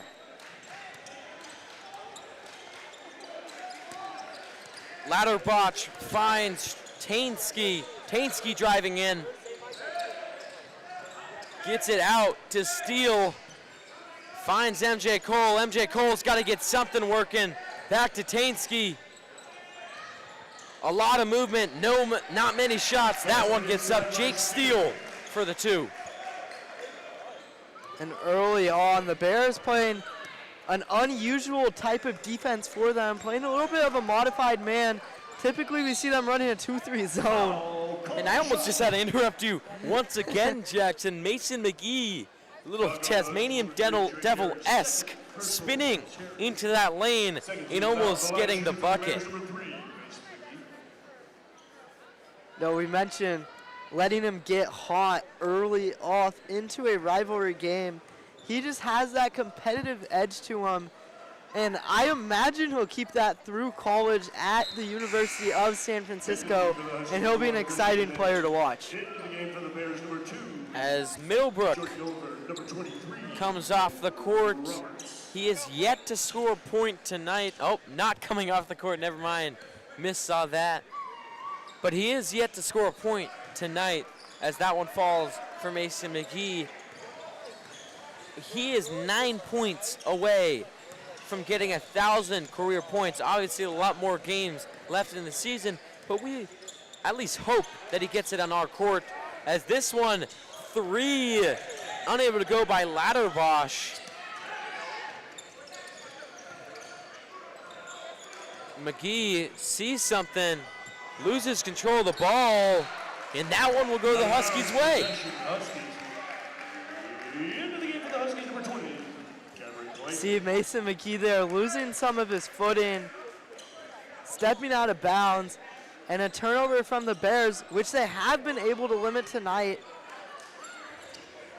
But we can see they're playing Leighton Leonard as a more offensive position this time, having him more at the top of the key shooting rather than in the mid-range and paint. And Tainsky showing off some of his move, gets it to Jimenez, kicks it out for 3, unable to get that one to go. That is Cameron Clayton with the shot. Gilliam with the board. And a deep 3 by Leonard. Leonard is just out of this world tonight. He just seems like he can't miss a shot. As this one, MJ Cole! My goodness!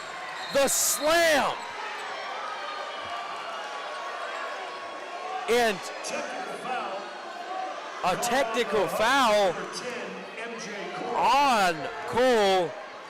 Seems like they're saying he held on to the rim too much.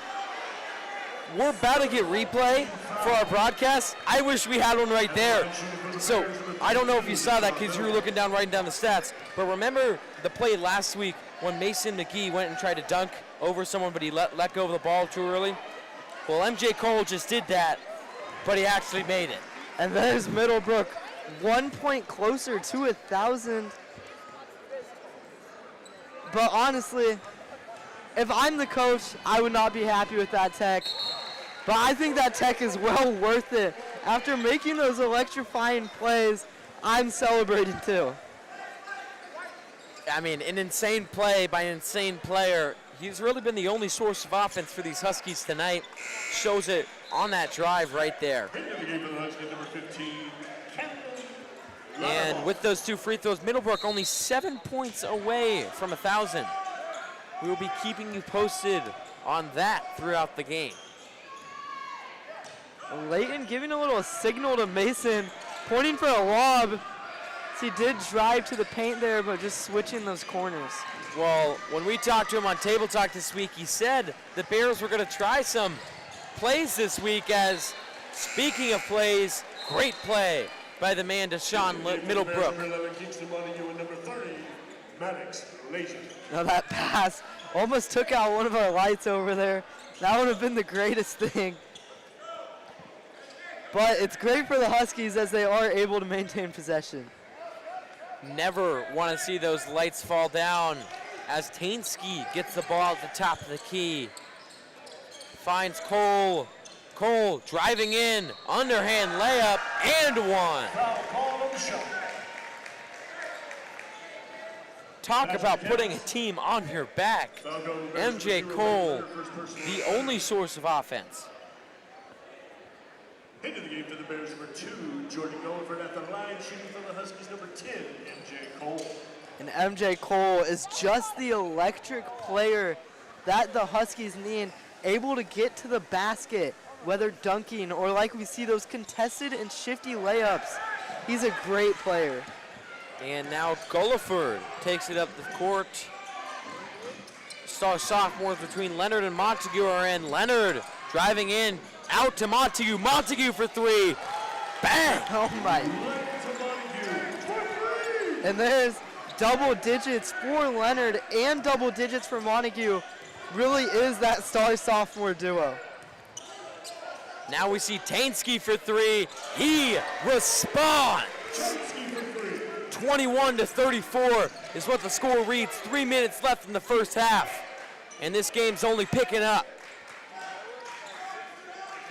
Montague to Leonard. Leonard, corner three. Doesn't get it to go. That one would have made the Bear Den erupt. Tainsky driving in, kicks it out to his man, Clayton. Nearly a backcourt violation. That would not have been good. MJ Cole driving in. Foul on the Huskies. Number 10, MJ Cole. That was a great sell there from Montague, able to set his feet and get his head, take that contact from the elbow of MJ Cole and draw the foul. And obviously the Bears have 13 right now, but the Huskies are still in this thing. We're just in the first half, so obviously a lot of time left. But we've talked about this Hamilton team and how explosive MJ Cole is. MJ Cole starts to get rolling, and all of a sudden the Bears cannot have a double-digit lead anymore, and it really is anybody's game. So don't think the game's over just quite yet, because these Huskies aren't going away. And they definitely are. Both teams also getting aggressive with the three early on in this game, with 5 made on the Basha side and 3 threes for the Huskies. A lot of shooting in this game, a lot of offense, kind of reminding me of that game on Tuesday. Yeah, I mean, that game on Tuesday, I don't know if we'll ever commentate a replicate of that, because that one was down to the wire till the very last seconds. High-scoring affair, both teams above 80 points, as we have another update from Lucas Bartolotta with you courtside.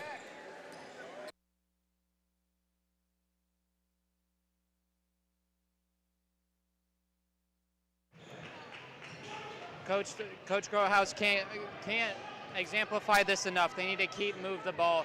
They're getting too lazy on offense, which is causing bad turnovers, and they can't get back on defense, causing these little 2 points that turn into more. Their defense needs to fill in the gaps as well when they get into the paint. They're leaving the ball wide open, and Hamilton keeps getting second chances. To keep this moving forward, they need to keep helping. That's all they have to do is just help each other, and then they should come out of here with a clean victory. Back to you guys. Thank you, Lucas, for that update once again. And only one score while we were away, but that score was a big one. Gets Middlebrook down to 5 points until he gets 1,000. This one, Maddox Laser, he drives in, finds Leonard. Leonard almost gets it to go, and Laser over 4 people. Doesn't get the shot, though. Good board by the Huskies. And with MJ Cole out, Tainsky's going to be the one who has to take over. He drives in the contested layup. Montague losing control. Tainsky once again driving, pump fake, gets it in for the 2. And now Tainsky's at double digits too. 3 double-digit scorers early on to this game. Montague to Gulliford, back to Montague for 3. No good. And who else but Nate Tainsky gets the board, drives in, finds his man. That's Cameron Clayton at the top of the key. And wedgie. I thought we were going to be able to commentate it being stuck up there, but Maddox Laser's just too tall for that, instantly hits it out. Number 13, Jax. I almost think that is harder than making a shot. It should award the other team 2 points. I've been to plenty of Basha games, and I've yet to see a wedgie happen in a game. But I guess there's a first for everything. I really think they got to change the ruling there. And, I mean, of course, it's possession right now, so the Huskies will retain the ball because the possession arrow was pointing towards them. But I would love to see them get 2 points there instead, because I almost feel like it's more difficult than making an actual basket.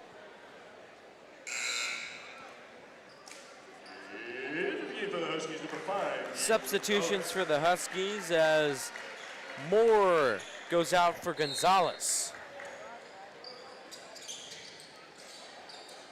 Tainsky gets the ball, commanding his offense, spin move.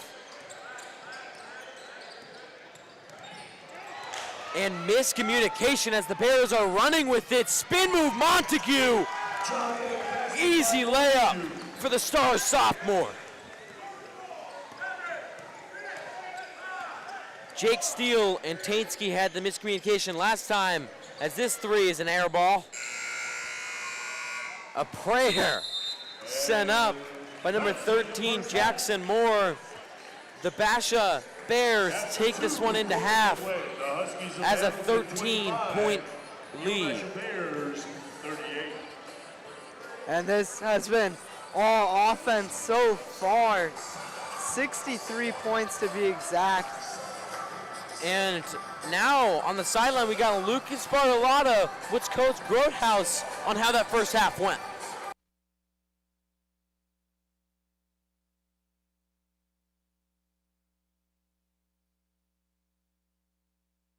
For reminding me, that just means we got a lot of guys. I know Deshaun's pretty close to scoring 1,000 too. We just have to do a better job of sharing the ball and being consistent. We fall asleep and going through these lulls like we're disengaged at times. We got to keep our pedal to the metal and keep going. And then one thing I know you emphasize, you know, filling those gaps, especially on offense and on defense, especially when coming from the boards. Are you going to go more of a big guy strategy in the second half, or just keep as it is and just hope your guards come forward for you? Yeah, our guards are our key. Our guards got to step up and do it all. Our bigs got to do a better job in screen and roll. But we'll get there. We'll get it figured out. And we'll be ready to go. All right, you improve.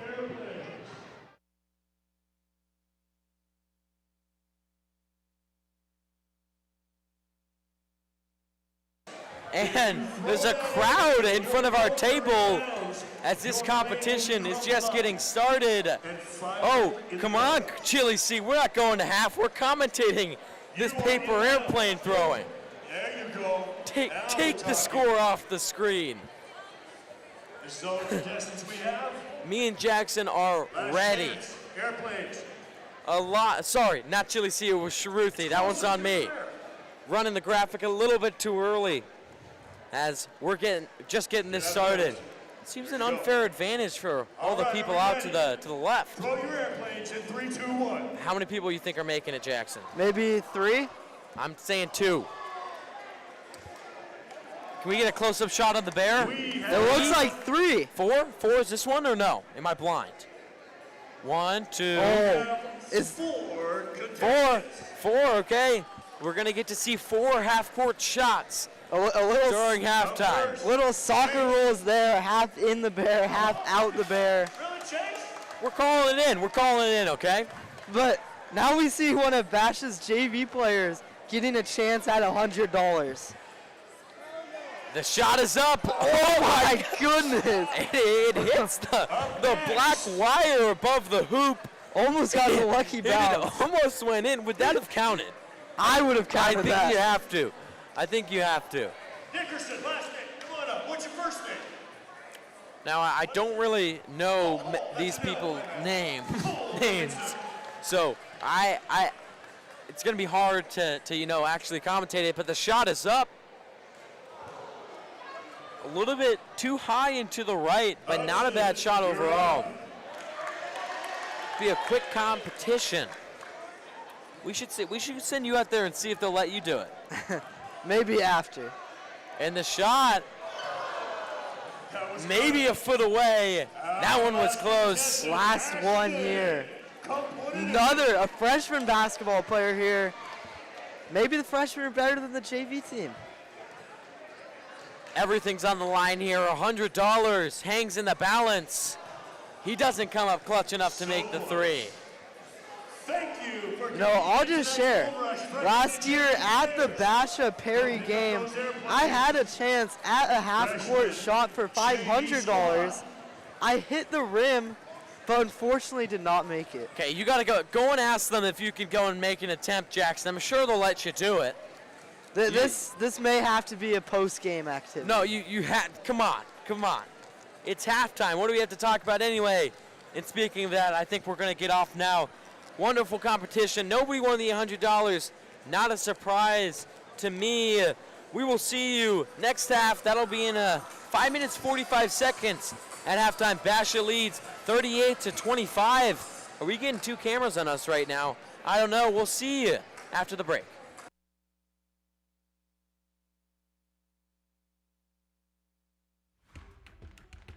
It's every athlete's dream to go pro, but only few have the drive to grind every single day and be part of that 2% that makes it to the big leagues.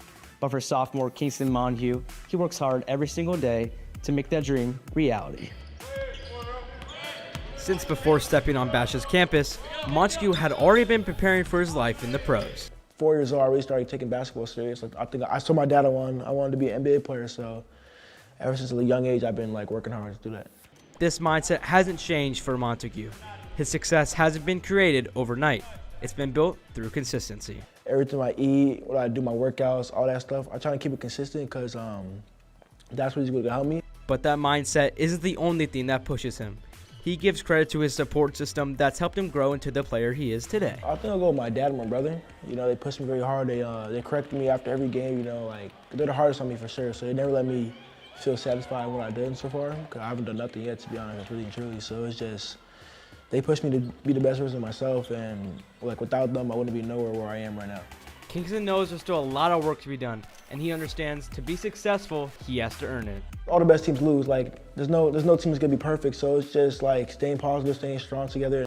The Bears have played a tough schedule, losing to St. Mary's and St. John Bosco, but Montague knows that the team chemistry is gonna help them. I met in the first year I came to Arizona, so that was, I think, 2022. We played in the same AAU team, Team Bagley, and then 8th grade year, we played at AZ Compass together, the prep school, and then we moved here to Basha together. So I've been knowing him for a good minute now. We have a good chemistry off and on the court. That's my main man, so it's just fun playing with him. It's the team chemistry and relationships that Basha hopes will bring them a state championship. I'm Rowan Slattery for BBN Sports.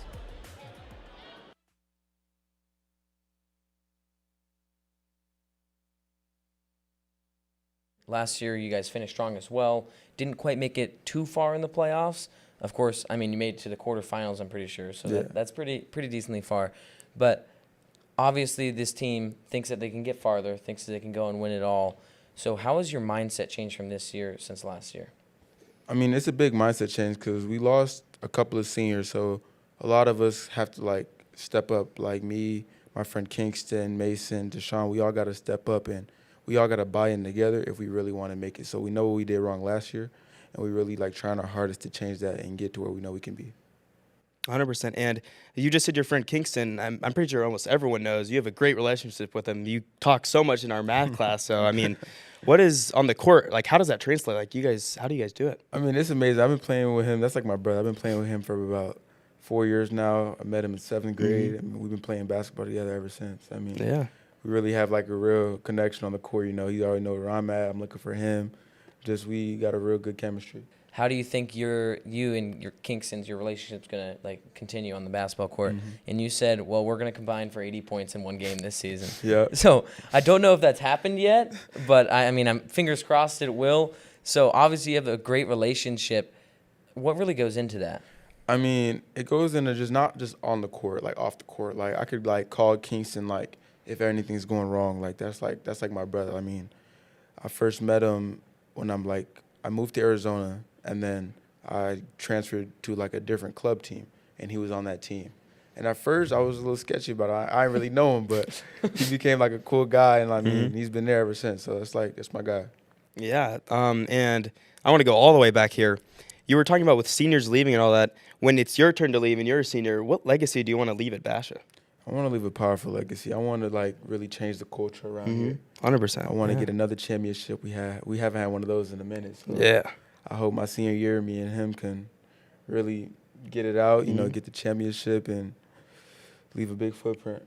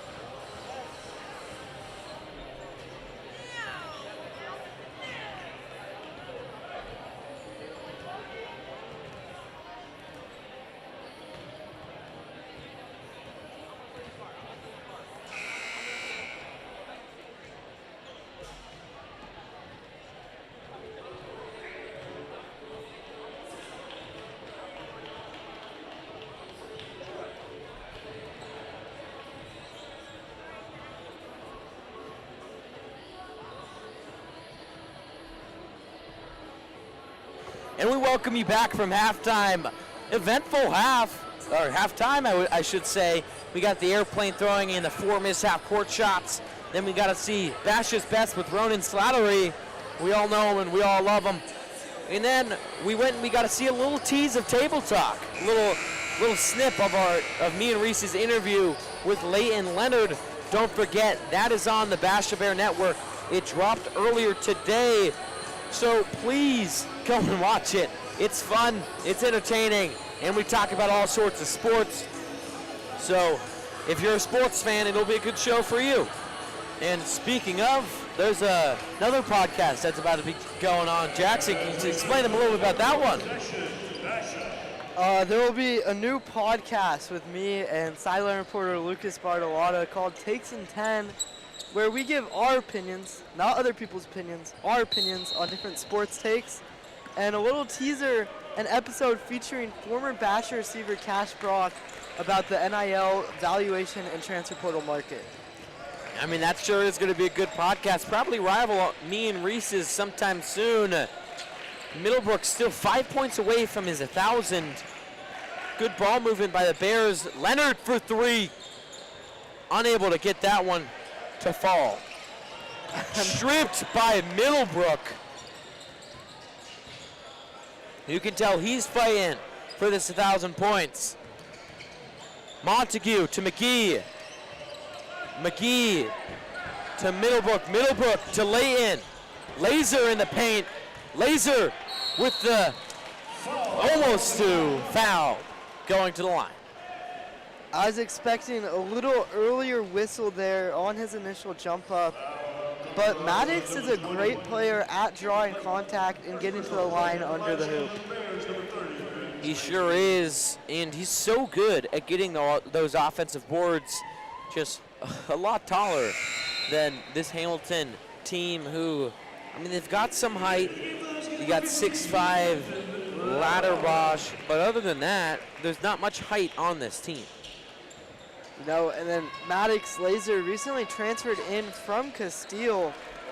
We'll be able to see him on Wednesday play up against his former school. That game will be live here, so make sure to check that out next week. But he's just a great player. And the Huskies trying to get it going as they find Tansky blocked by Montague. Montague to McGee. McGee for three. Unable to get that one. Good defense by the Huskies. Tansky to respond. Toilet bowls out.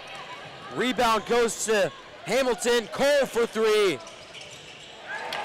Rattles its way in. Cole back to his explosiveness we saw in the first half with that early three at 9 points right now. Leonard wanted to shoot, drives in instead. Left-handed layup, lays it in for the two. MJ Cole to answer. Euro step doesn't work. Leonard with the slam! Leighton Leonard. What a play.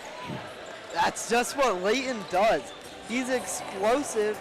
He's that dynamic player that the Bears need. He's able to get up to the hoop, slam it down, shoot it from the wing, and do everything. 17 points, 2 minutes into the third quarter, having a fantastic game. So, Jackson, a lot of what these coaches talk about, the game within the game. So that whether that's winning the rebounds, winning the three-point line, but me and you are fighting a game within the game right now. This Saturday at 2:30 p.m., our two teams will face off. I'm a Buffalo Bills fan, Jackson. You're a Broncos fan. So today will be the last time we talk to each other for the next 24 hours, I'd assume, and I'm not driving you home. Well, I guess it'll be a little longer than 24 hours then, you know. Bills are going to win, I promise you. You know, Reese said you're not the greatest promise keeper on Table Talk, you know. Saying you're the reason why there hasn't been a little show for a while.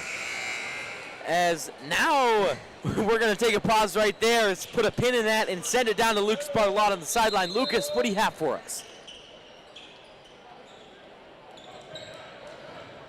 All right, Coach Crowhouse did explain to Maddox that he is going to be the key piece, especially in the paint.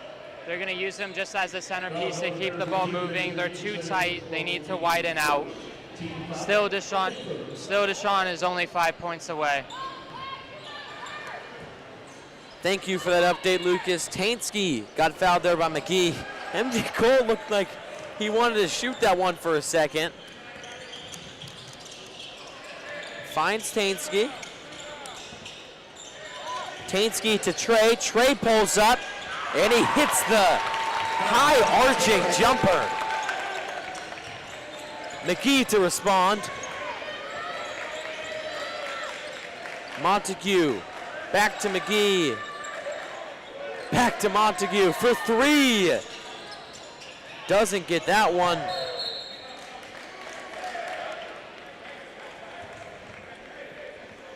Two people in his face, a contested and deep three.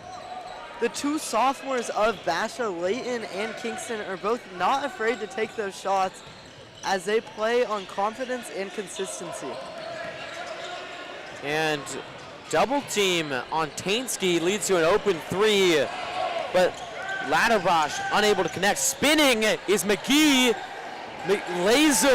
Maddox Laser with the rebound. And something this Basha team has been so good at all year long is those offensive boards. We've seen it here tonight. It's allowed them to get so many more points on the board. Cole drives in, out to Trey, who kicks it out to Jimenez. Jimenez hits the corner three. His first points of the night is that corner three. That's a big play. It got the Bears a little bit off of their momentum and closing the gap to 13. Lob to Leonard! Goodness! But a stoppage of play. It looks like a violation or a foul has been called. That one will go on Maddox Laser. And I mentioned it earlier, but we talked to Leonard on Table Talk and asked him about if they had any special plays drawn up for this game, and he said, oh, don't worry. We're going to go deep in our bag for this one. Saw it a little bit right there. Wouldn't be surprised if they tried to lob like that again. Tainski to Clayton. Clayton to Cole. Cole to Terry. Terry unable to get his goal. Good board by Nate Tainski as he's fouled and will be sent to the line for two. We've seen here the Huskies starting to pick up the pace more, playing a higher tempo game. And so far, they've been driving to the basket and looking for that quick kick out to the corner to their point guard at that time, Carlos Jimenez, or Tansky, who's really just been all over the place tonight and has been an explosive player. the first shot is good for Tainsky. Exactly 4 minutes remain in this third quarter. 46-34. Basha leads the Huskies.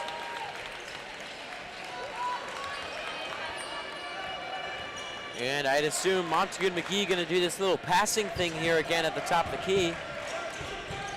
A little aggressive this time as they drive in. McGee, fade away. No good. Trey Terry looking to respond. Cole, excuse me. Sizing up. Blake Roberts spin. Using that pivot to his advantage. Intercepted by Leonard. But Terry gets the rebound. Cole looking to score again off of his foot and out of bounds. Let's see Deshaun Middlebrook being subbed in here for Leonard. And he is still on that quest to get those final 5 points and get his career 1,000.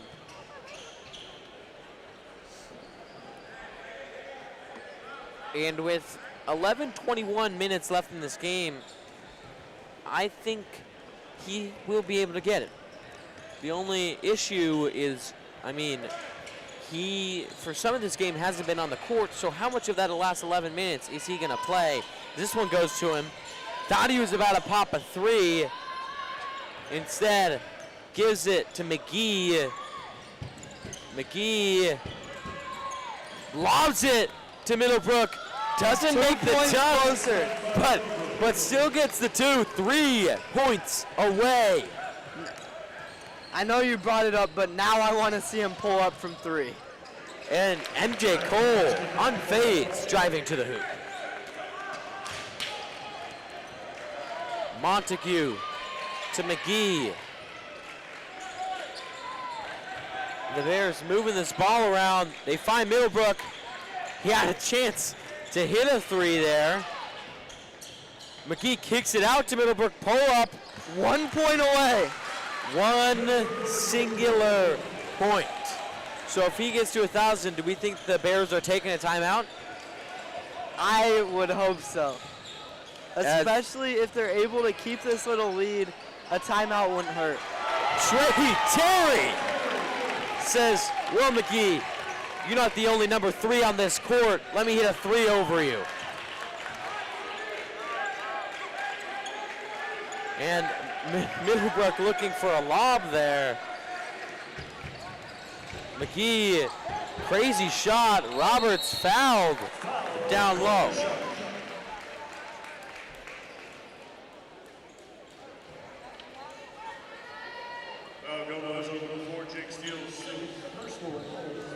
And Blake Roberts on the Bears has had an interesting year. Originally starting in that starting 5 before transfer Maddox Laser was eligible to play, and he's been a great piece for this Bears team. He sure has been. I mean, that size and athleticism that he brings to the court, you always love to have a guy like that, especially coming off of your bench. He's a great 6th man, so you can say, and a fill-in for that center spot when Maddox Laser's either in foul trouble or needs a breath. He makes one, misses one, score reads 50-41. A minute and a half in this third quarter. As a 3 is put up by Jake Steele. Doesn't go. Rebound, Basha. In a full lineup switch as McGee and company goes off the court. Middlebrook staying in though. David Rosling, a name we don't say too much here on the Bash Bear Network, is now in for this varsity team. He drives in. Now you say his name. A little bit of a, I guess, underrated player for the Bears. There's so many good players on this team. It's hard to get them all in as MJ Cole misses that 3. Middlebrook seems like he just wants the points. Driving in. There it is. 1,001 points for the man. No timeout. I'm a little surprised. If we can run our graphic, there it is. 1,000 points to Sean Middlebrook. transfer in from last year to the Bears, Tainsky with the 3. Middlebrook with 1,000.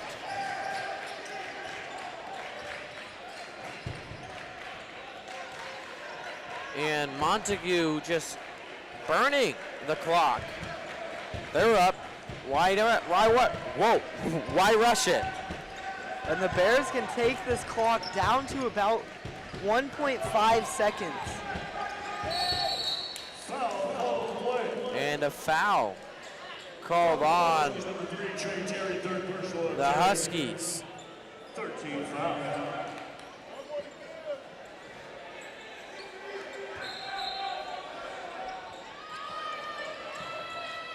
Rosling gets this one into Montague. Montague, top of the key, crazy shot, blocked by Clayton. Full court. Oh my goodness. Would that have been $200? Does that count? I sure hope that it does. A loud stadium right now, and I don't know if the Bears know it, but Deshaun Middlebrook, 1,000 points in his career. What a player and what a high school career he has. Jackson, tell me a little about him. So Deshaun has been a 4-year varsity player. His freshman year, he was a starter for the Mesquite Wildcats. His sophomore season, as their starting center again, he was the team's leading scorer, 500 points his sophomore year, and playing half of the season with 200 points last year for the Bears, and now just scored his 1,001st career point. What a player.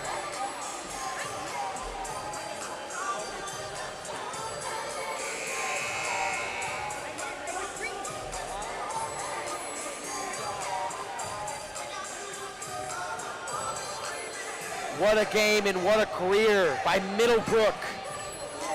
Obviously, like you just said, he hasn't been on this Basha team all of his career, which surprised me even more because with transfer rules, you have to sit at least half the season, and he still has 1,000 points despite having to sit for so long last year. And once again, just like to wish Kingston Montague a happy birthday. Yesterday, he turned 17, star sophomore for these Basha Bears. MJ Cole finds Tainsky. Cole to the corner. Doesn't take the shot though. Diego Gonzalez as Clayton loses this backcourt violation. We didn't run the graphic last time, so I'll say it again. Happy birthday, Kingston Montague. Yesterday turned 17. There it is, look at that picture. Gotta love it, it was in Basha's best. He's had a great 2 seasons for the Bears as he's got this one at the top of the key. Middlebrook looking to extend his point value already. Rosling to Leonard. Leonard sizing up, going in. Rejected by Clayton. But it doesn't matter, you know, just a small obstacle. Just get the board, put it back up. No big deal. You know, Hamilton's coach getting a little dangerously close to a technical foul there, wanting the travel called since the ball never left Layton's hands. And McGee junking it. I thought that was going to be a lob and a slam down, but McGee just saying, I can dunk too. Cole for 3. Only hits the backboard there. Leonard, there we go. And this game is all but over as the Bears extend their lead even further. 6.5 minutes left in the game. We now have Lucas Bartolotta courtside. Thank you, Tate. As you earlier said in the previous broadcast, Deshaun did just hit 1,000 high school points, but also moving into this game plan for the 4th quarter, they're giving way too many looks at 3 for Hamilton. They need to step up, be disciplined, and when they do miss that shot, they need to rebound and secure the ball and then bring it up the court. And one last thing for me, congratulations to Deshaun for hitting 1,000 points. Back to you guys. And to quote the one and only Reese Thompson, this offense from the Bears has been yummy, yummy today. They've played really well, have been able to score from behind the arc, from the paint, dunking, lobbing, shooting, jumpers, just really everything. But there's something crazier. On Tuesday, Maryvale High School's point guard Adrian Stubbs scored 100 points by himself, new state record, 4th all-time in high school points in a single game. Well, he only played 3 quarters. So the team scored 109 points. He had 100 of them, and he rested the entirety of the 4th quarter. Like what? That's numbers that Maddie is putting up on you. I don't see any other competition that can do that. No. That'll change the next time we play. Maybe we'll have to stream that. And the 3 is no good for Diego Gonzalez. The Bears still keeping up tempo. McGee driving in, a little crazy. Cole finds his man. That's number 24, Moore.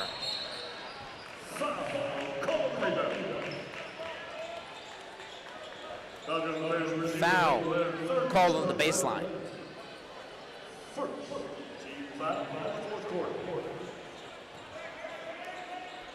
6:11 left in this game. We appreciate you guys for tuning in. It's always a blast to do these live streams, especially on a Friday night when you can go out and get canes after the game. As Cole pulls up, no good. Excuse me, Tainsky unable to get that one to go. Foul on Cole. Now go to the Huskies, number 10, MJ Cole, 4th personal on Cole. First team foul. Just to bring up some of these points by the Bears, Leighton Leonard, 21 points through the game so far. Incredible efficiency considering he had just 7 on Tuesday versus Central. And Middlebrook powering his way in for the score. 1,003 on his career. Cole still playing basketball despite the huge deficit as he gets fouled on that one. And Cole with a nice move there to get to the line, did what is called a hop step or a pro hop, which is something that coaches love to see out of their guards. It's a great way to get to the basket and to draw fouls. Well, he's made use of it all night long. That one he got fouled, but he's been unstoppable with a move like that. As he makes the first. McGee staring at the crowd. Almost thought he would take a glance at our table and look at my shiny gold outfit, but no. Swish.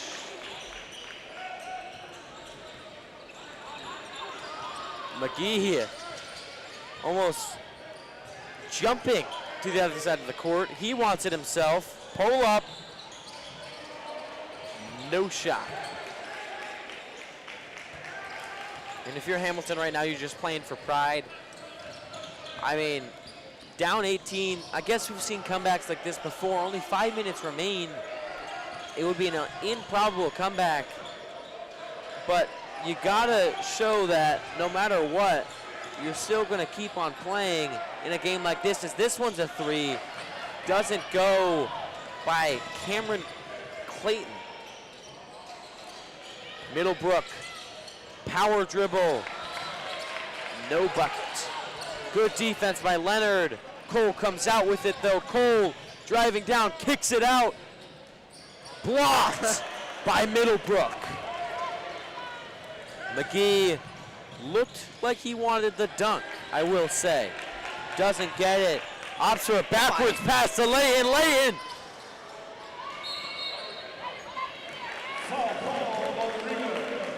Foul call On McGee, push off.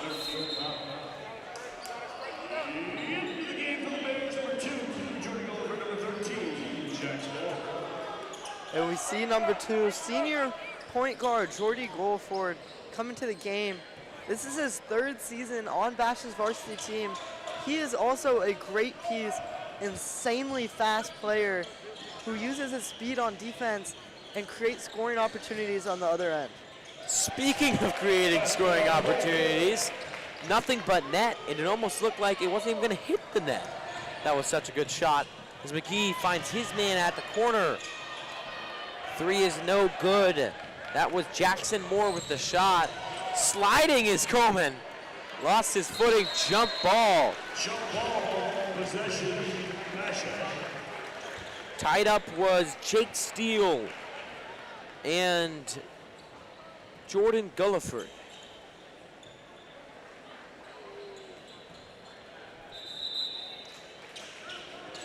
Into the game for Bears number 30, Max Lasley. So Jackson, you've been counting the scores all night long. Obviously, they've stopped doing the scoreboard, so we got to do it manually now. What can you tell us a little bit about the scores from tonight? So far, on the Hamilton side, it has been number 2, Nate Tansky, and number 10, MJ Cole. Cole with 15, Tansky also with 15. We're on the Bears side, sophomore Leighton Leonard, 21 points, and DeJohn Middlebrook with 12. And that 12 got him over the 1,000-point mark, as we've talked about so much this game. Tansky hits a 3. Basha only up 13 now. And as we've been teasing all night long, don't forget to check out some of our podcasts here on the Bash Bear Network. Table Talk just released an episode today, every other week. The Bear Buzz, Shruti Rajesh, one of our producers, as well as Madison Whites are 2 of the main people on there, I should say. And then, of course, Takes in 10, the newest podcast, as Tansky misses this one out of bounds by the Huskies.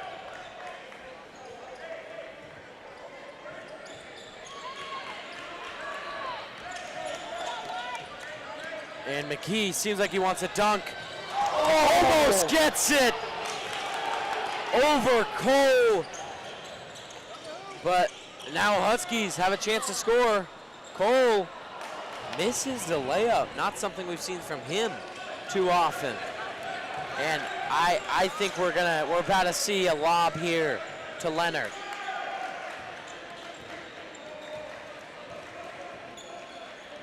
Maybe McGee on Wednesday versus Castile will finally get his poster that he's wanted.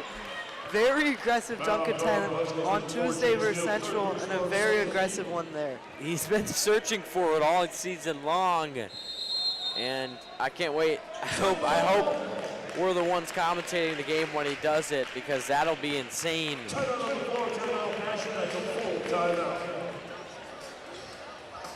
As a timeout is called on the court.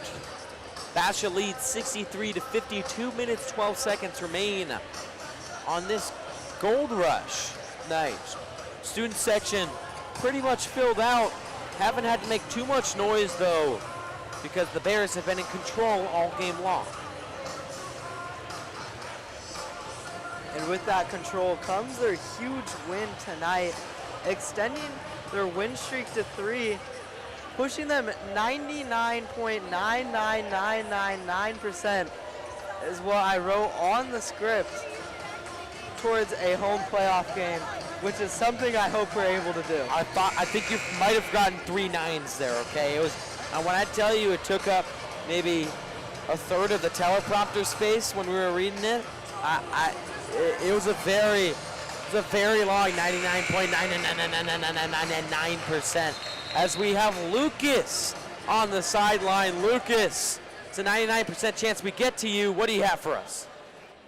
Has 3 things to say. The guards need to start moving the ball they're doing silly things and making sloppy plays where they're just turning the ball over to Hamilton. The game needs to be over with.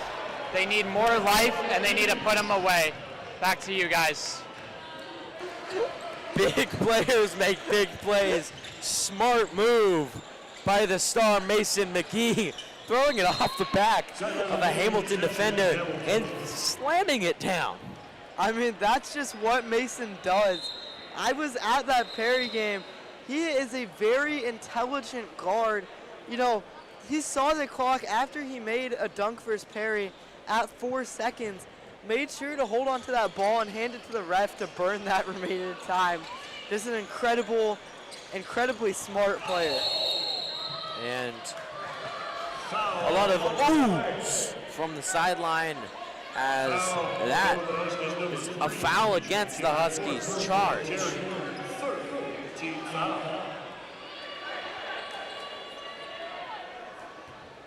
Switching out the inbounder, that'll be DeJohn Middlebrook. Set to inbound the ball. They get to McGee. Charge on McGee. Jackson, do you think the Huskies can come back? If there was a minute and a half longer, I would say so. But I don't think that the Huskies have it in them to utilize this minute and a half to score 15. Great analysis by a great color commentator, Jackson McDonald, J. McD for short. As this shot doesn't go. Middlebrook, a strong board though. And a spin move. He's a little crazy when coming down the court sometimes, as almost throws up a lob to Maddox Laser. The Bears keep possession. Montague slowing it down. Driving in, underhanded layup, great finish by the birthday boy. But Tainsky goes down and says, let me one up you. Timeout called. A minute and 7 seconds remain. The Huskies, since you said they can't win, have cut into this deficit by 1 point, Jackson. You starting to second guess anything? You've got me thinking, but the answer still has to be no. Maybe a Reese Thompson situation where it's what tastes better, the fish or the hay? The fish tastes better, but I'm going to take the team that eats the hay. So I'm going to say no comeback tonight.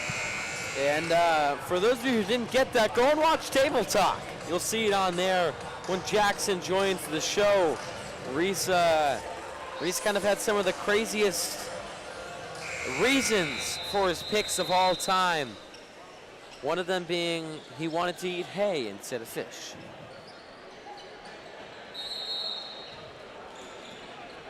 Middlebrook to McGee. Good defense by the Huskies. Not enough, though. They were able to escape that trap. Middlebrook showing off some moves.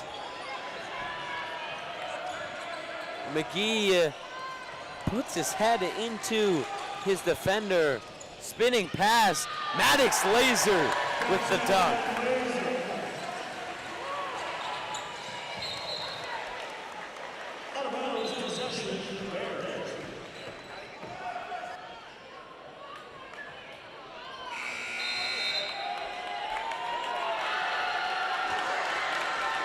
And some subs in for the Huskies. The crowd is cheering. I'd assume these guys don't get much playing time as the Bears put in their backups as well. Matching the energy. What is going on? The first cheers I've heard from the Basha crowd all night long. Has not been the greatest game, but the Bears controlling it the entire time.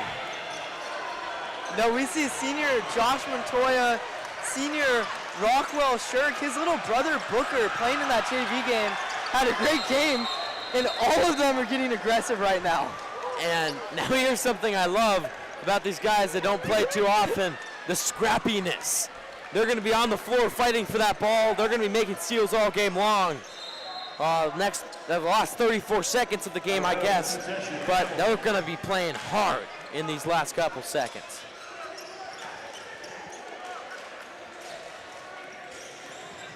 See Josh, Josh Montoya, hugest smile on his face right now just being in the game. And falling over, getting tripped up. It's number 23, David Mason. Mason for three. No good. Number 33, oh my goodness. Sinister Phillips misses the layups. I really wish we could get a camera right now on Basha's bench. All the starters are standing up. All of them so excited right now, seeing the younger guys and guys who don't get the most playing time getting in this game and playing aggressive. It's a great sight to see. This one's inbounded to Cloward, and they just dribble it out. Basha gets out of this one in a 69-53 victory. And this extends the Bears' win streak to 3, boosts their playoff chances of that home game way, way high. Playing great team ball, passing the ball, great offense, great defense, and just a great win from the Bears tonight, and great performances. Who will join Lucas Bartolotta very shortly? Leighton Leonard, 21 points on the night, and newly 1,000-point scorer Deshaun Middlebrook. You got a 1,000-point scorer in a possible soon, not soon, but future is the word, 1,000-point scorer in Leighton Leonard. As Lucas is getting ready to interview, not much to talk about. Basha dominated all game long. If you're the Bears, not much more you want. A good defense, good offense, got the backups in. Don't know what more you can ask for. And I will just say, when the backups came in on both teams, student sections roaring, both of them, that might have been the most entertaining 40 seconds of basketball I've watched. Did you watch the game on Tuesday, Jackson? That's a great point. Yes. And now, I think we're going to throw it a little bit early, but there's not much to talk about over here. They'll send it back to us, I'm sure, right after this interview, but we have Lucas Bartolotta with star sophomore Leighton Leonard. Oh, never mind, I'm being told to talk more. I'm stretching. Don't worry. Stretch. Something I learned from Skills USA. Sometimes you got to keep on talking. So maybe we can bring it up, Jackson. This week's game, on a scale of 1 to 10, how nervous are you for the Bills-Broncos game? I'll have to say a solid 1. A 1? Bo Nix, top 3 quarterback in the NFL right now. Broncos hottest team well, in you can't see our face, but we welcome you on camera. Hair's a little bit messed up. Hottest team in football. That was the Jacksonville Jaguars last week, and the Bills won. Did they not? They did, but we're not the Jaguars. Okay, you guys lost to the Jaguars. That's right. We're better defense, better offense. Look at the camera. Look at the camera. So, shirt's a little big. It's my uncle's. I apologize. Jackson, though, he took off his entire outfit. He had the chain, the hat on pregame. It's Gold Rush. Why are we doing that? Not too sure. But one thing I am sure about, Lucas Bartolotta over there with Leighton Leonard. And I just got words from our producer, Chili C, to toss to him. So, Lucas, what do you got for us?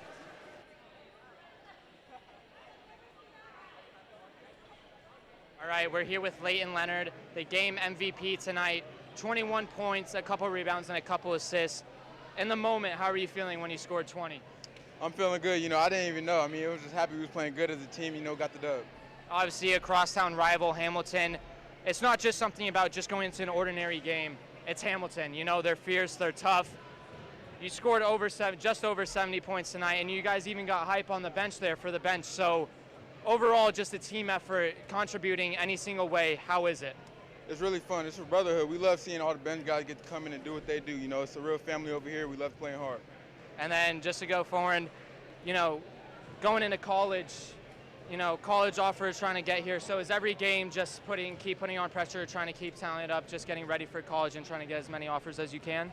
Yeah, that's the plan. The plan is to do what I got to do, trust God, and just trust my own way. All right, I was like, that's all I have for you today. So congrats on dropping 20. You enjoy next week as well. So you guys go. And then now I'm here with Deshaun Middlebrook, the man himself, Mr. 1000 in high school. And just in the moment, real quick, did you know you hit 1,000 going into this game, or were you just trying to go out here and score some points for the fellas? I've been tracking it all season. I knew I was within 9, and I knew I had to get that certain point to get my 1,000. So Obviously you played over at Mesquite, and then now you're over here at Basha. What is the difference playing Mesquite ball and then now Basha ball? Mesquite, it was my own team over there. It was a lot of fun. Love the guys over there. I'd never forget anything I did over there. Here it's more of a push. I'm getting pushed with better guys that are on my team. We're all pushing each other to be better. And I also said you pushing guys pushing you just to work harder. How big of an influence is the bench, especially tonight against a crosstown rival in Hamilton? Oh, those are my guys. They always keep the energy up. They talk when we need to. They remind us of what we need to do when we're not in there, and it's just great. I love the energy. They've been there all season, so I'll rock with them. I was like, that's all I got for you. So, again, congrats on 1,000. Deshaun Middlebrook, Mr. 1000 is what I'm going to call him from now on. So, once again, big time congrats. Congrats on the win against Hamilton as well. So, great going next week as well. So, I was like, that's all we got for the post game. So, thank you guys. Back to Tate. And now we welcome you back to a crowded booth. Let's see if I can angle this thing up a little bit. We got our two commentators for JV, and then Dash in the background, one of our best cameramen. Thank you for joining us tonight. This says 1,000 if you can't read it. Our final statement, I'll say it. Be good, do good, God bless, and go Bills.